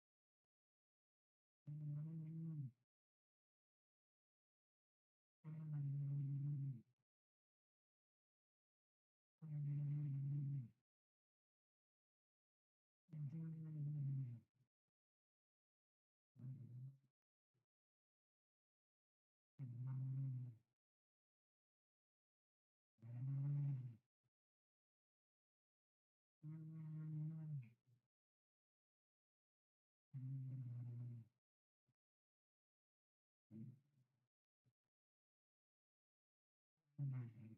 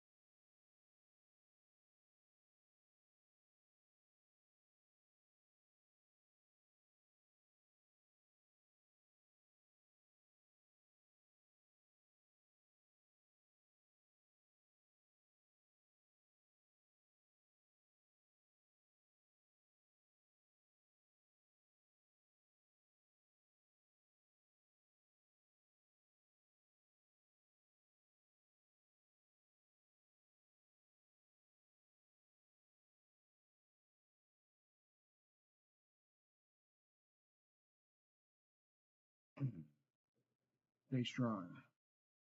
Be a big TT. True super.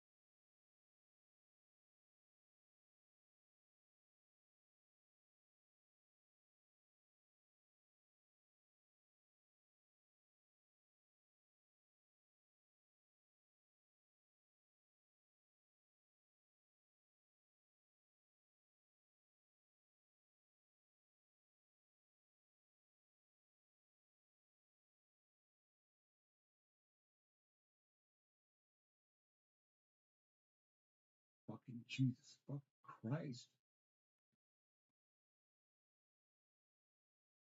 I'm fucking sick and tired of this shit. God damn. Shut the fuck up. There might be so many people that are like, listen, dude, you know exactly what's happening to you. Blah, blah, blah, blah, blah, blah. Fucking talking straight out of your ass. This is that and this is that. Dude, shut the fuck up and go fucking kill yourself. I found the final solution.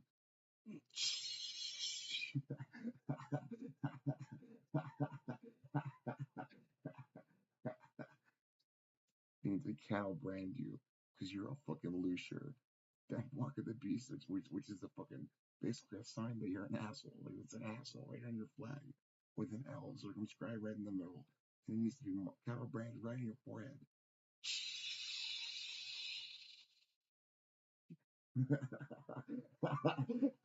Then you need to be inundated with the final solvent to reach the final solution.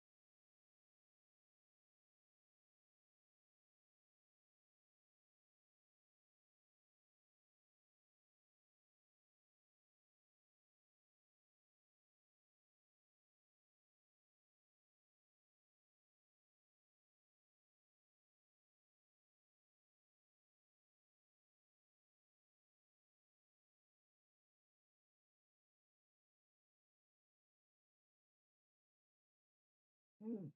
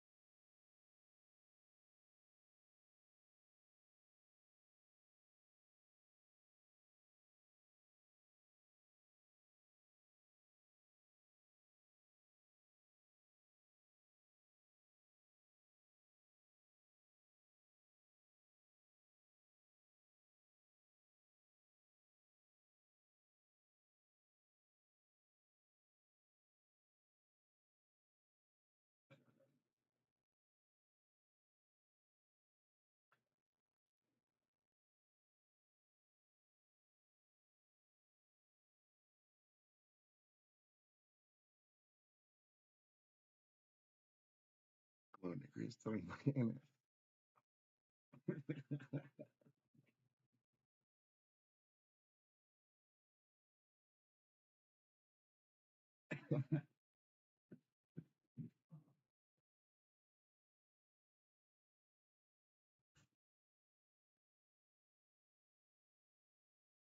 That's it.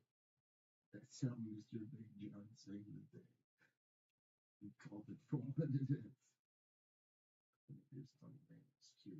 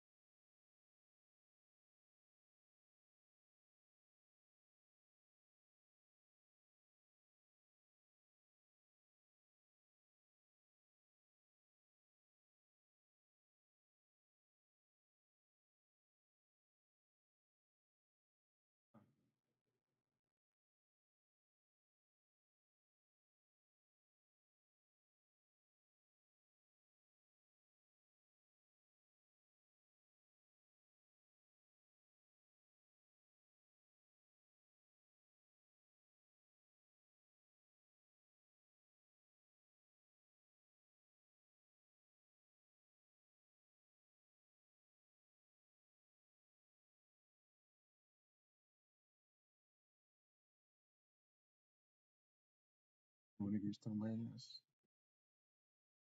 Sub zone. What's that? What's that? Beep beep beep.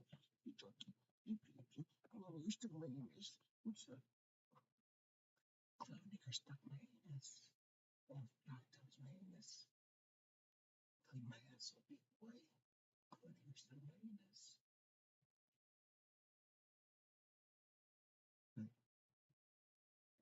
Hello, niggers to my ass.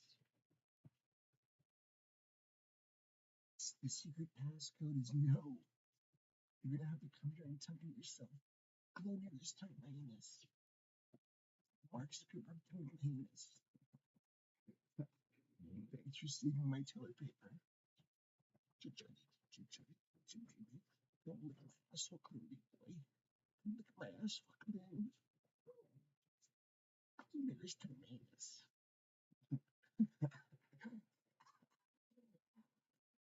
Little enlightenment of that meme. I've been now friends, London. I've become a meme. I'm almost there.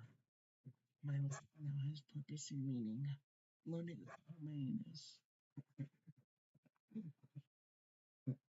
It's such a happy ending. I'm gonna have a happy ending. I'm gonna be happy when Glow Nigger are done tonguing my anus. Ah.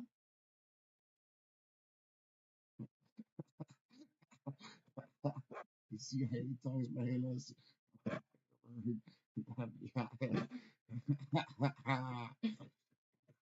Excuse me. What you roughing about? Ruckus, Roddy Piper talking real reckless. Roughing that, roughing this, rough, woof, woof, woof. Glow niggers tongue my anus. Glow niggers tongue my anus. No, Riley didn't tongue my anus. She's a little guy. Did a baby. What's I?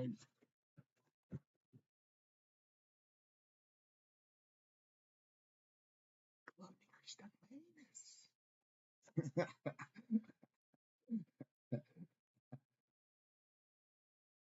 Mark Zuckerberg tongues my anus. CIA tongue my anus.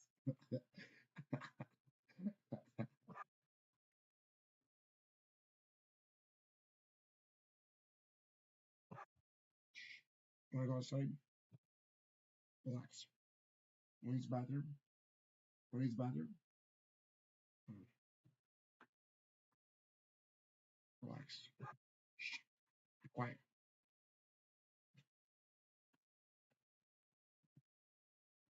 Glow niggers tongue my anus.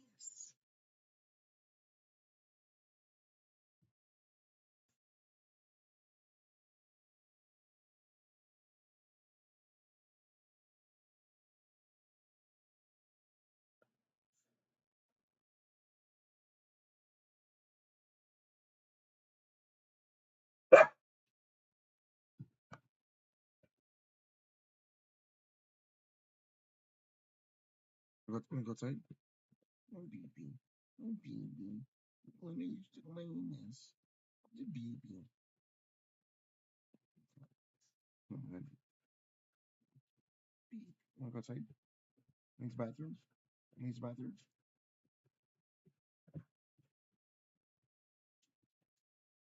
Okay. Needs bathroom? Needs bathroom? Bathroom? Alright, alright.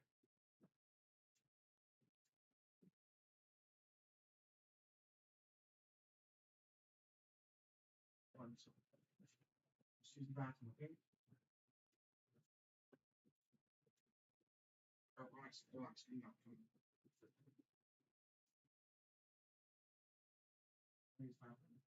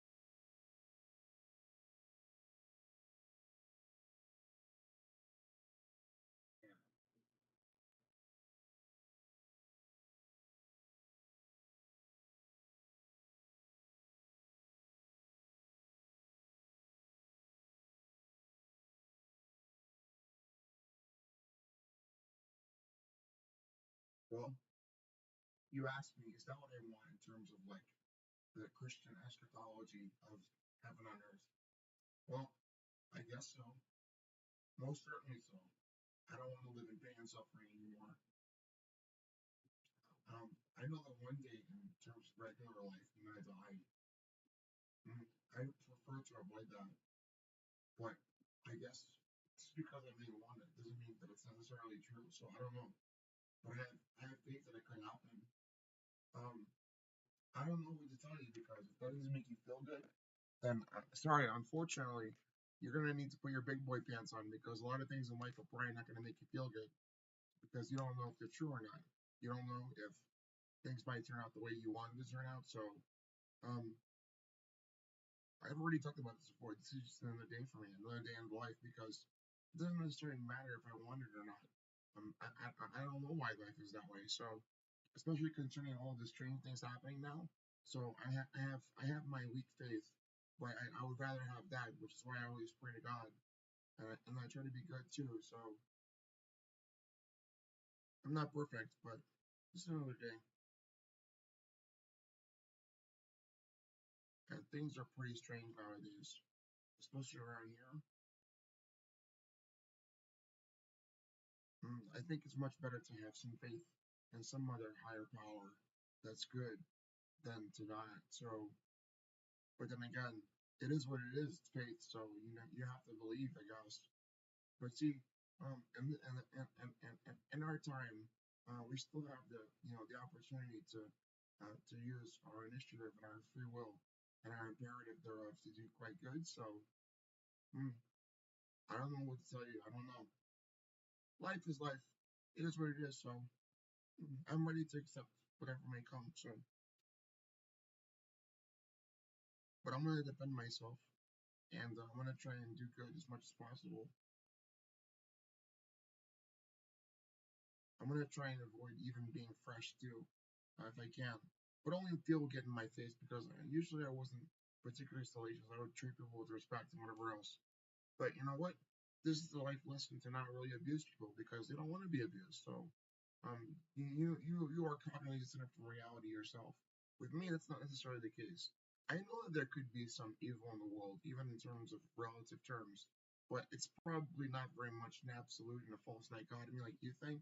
I think that there's probably a lot of ambiguity there. Not necessarily that because a lot of people are evil, but because just a few people really are, and maybe they're split upon that themselves, but not necessarily all of humanity. So I have faith in humanity too. So um, your extrinsic math doesn't add up. The intrinsic math doesn't add up. So I don't know. Just another Thursday for me. I'm gonna go back to sleep. So I felt bad for Riley because I didn't even know that she had to use the bathroom. I was sleeping, and then she woke me up.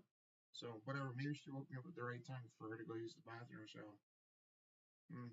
And maybe you could think that there's a lot of suffering in that. I don't know what to tell you because that was out of my control too, even for myself, even for my own existence. So hey, if that makes you really feel bad, you're probably gonna have a lot worse problems in life than that, man. And you gotta come get you gotta come get a reality check, which is maybe why you should be more like me, like an ascetic. And maybe you should think about fasting a lot. Maybe you should think about um dieting more and maybe eating less meat in your diet. Like I was very much like this, except that when I was a kid, I was very depressed, so I would binge eat a lot and sometimes stressed. But I tried not to eat meat so much because I understood that it caused a lot of suffering to animals and whatever else. So let me let my dog in. So maybe you should eat 1 or 2 meals per day because you're still gonna have to subsist and find sustenance and food anyway. So maybe you should make peace with that and then enjoy it more so the meal for what it is, and then not live to eat, but eat to live. And then I don't know, and for that reduce the suffering within the biological nature of your being, and appeal to the higher of your reason. Spend your time on learning, spend your time on more self-liberation, and and and and then peace and love and compassion. But I think as well too, you have the right to defend yourself, you have the right to protect yourself, and you shouldn't just give your life away for nothing. So with me, I'm gonna abide by those tenets because I have the ability to not only do that to protect myself but also others. But there's only so much I can really do concerning that. Not because I'm selfish, but because complete selfishness is going to hurt me, and then in the sense that there's only so much extrinsically I can do, or even have the right to do so. I think, but also, um, um, I'm much better suited to protect others in the right time, and also when I'm capable of fighting with others and camaraderie and fraternity, and that I think that's what it's really about. So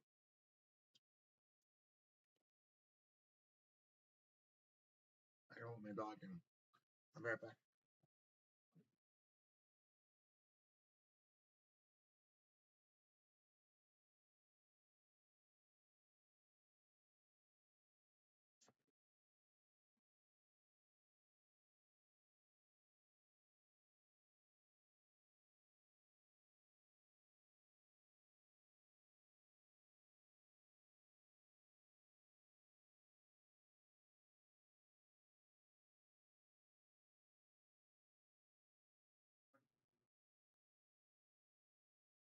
You not thirsty? You want some water? You want to get some water? I'm gonna leave the door open for you in case you want. Yeah, go further if you want.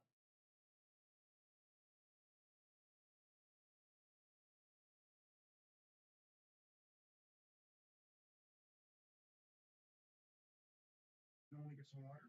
Go ahead, go.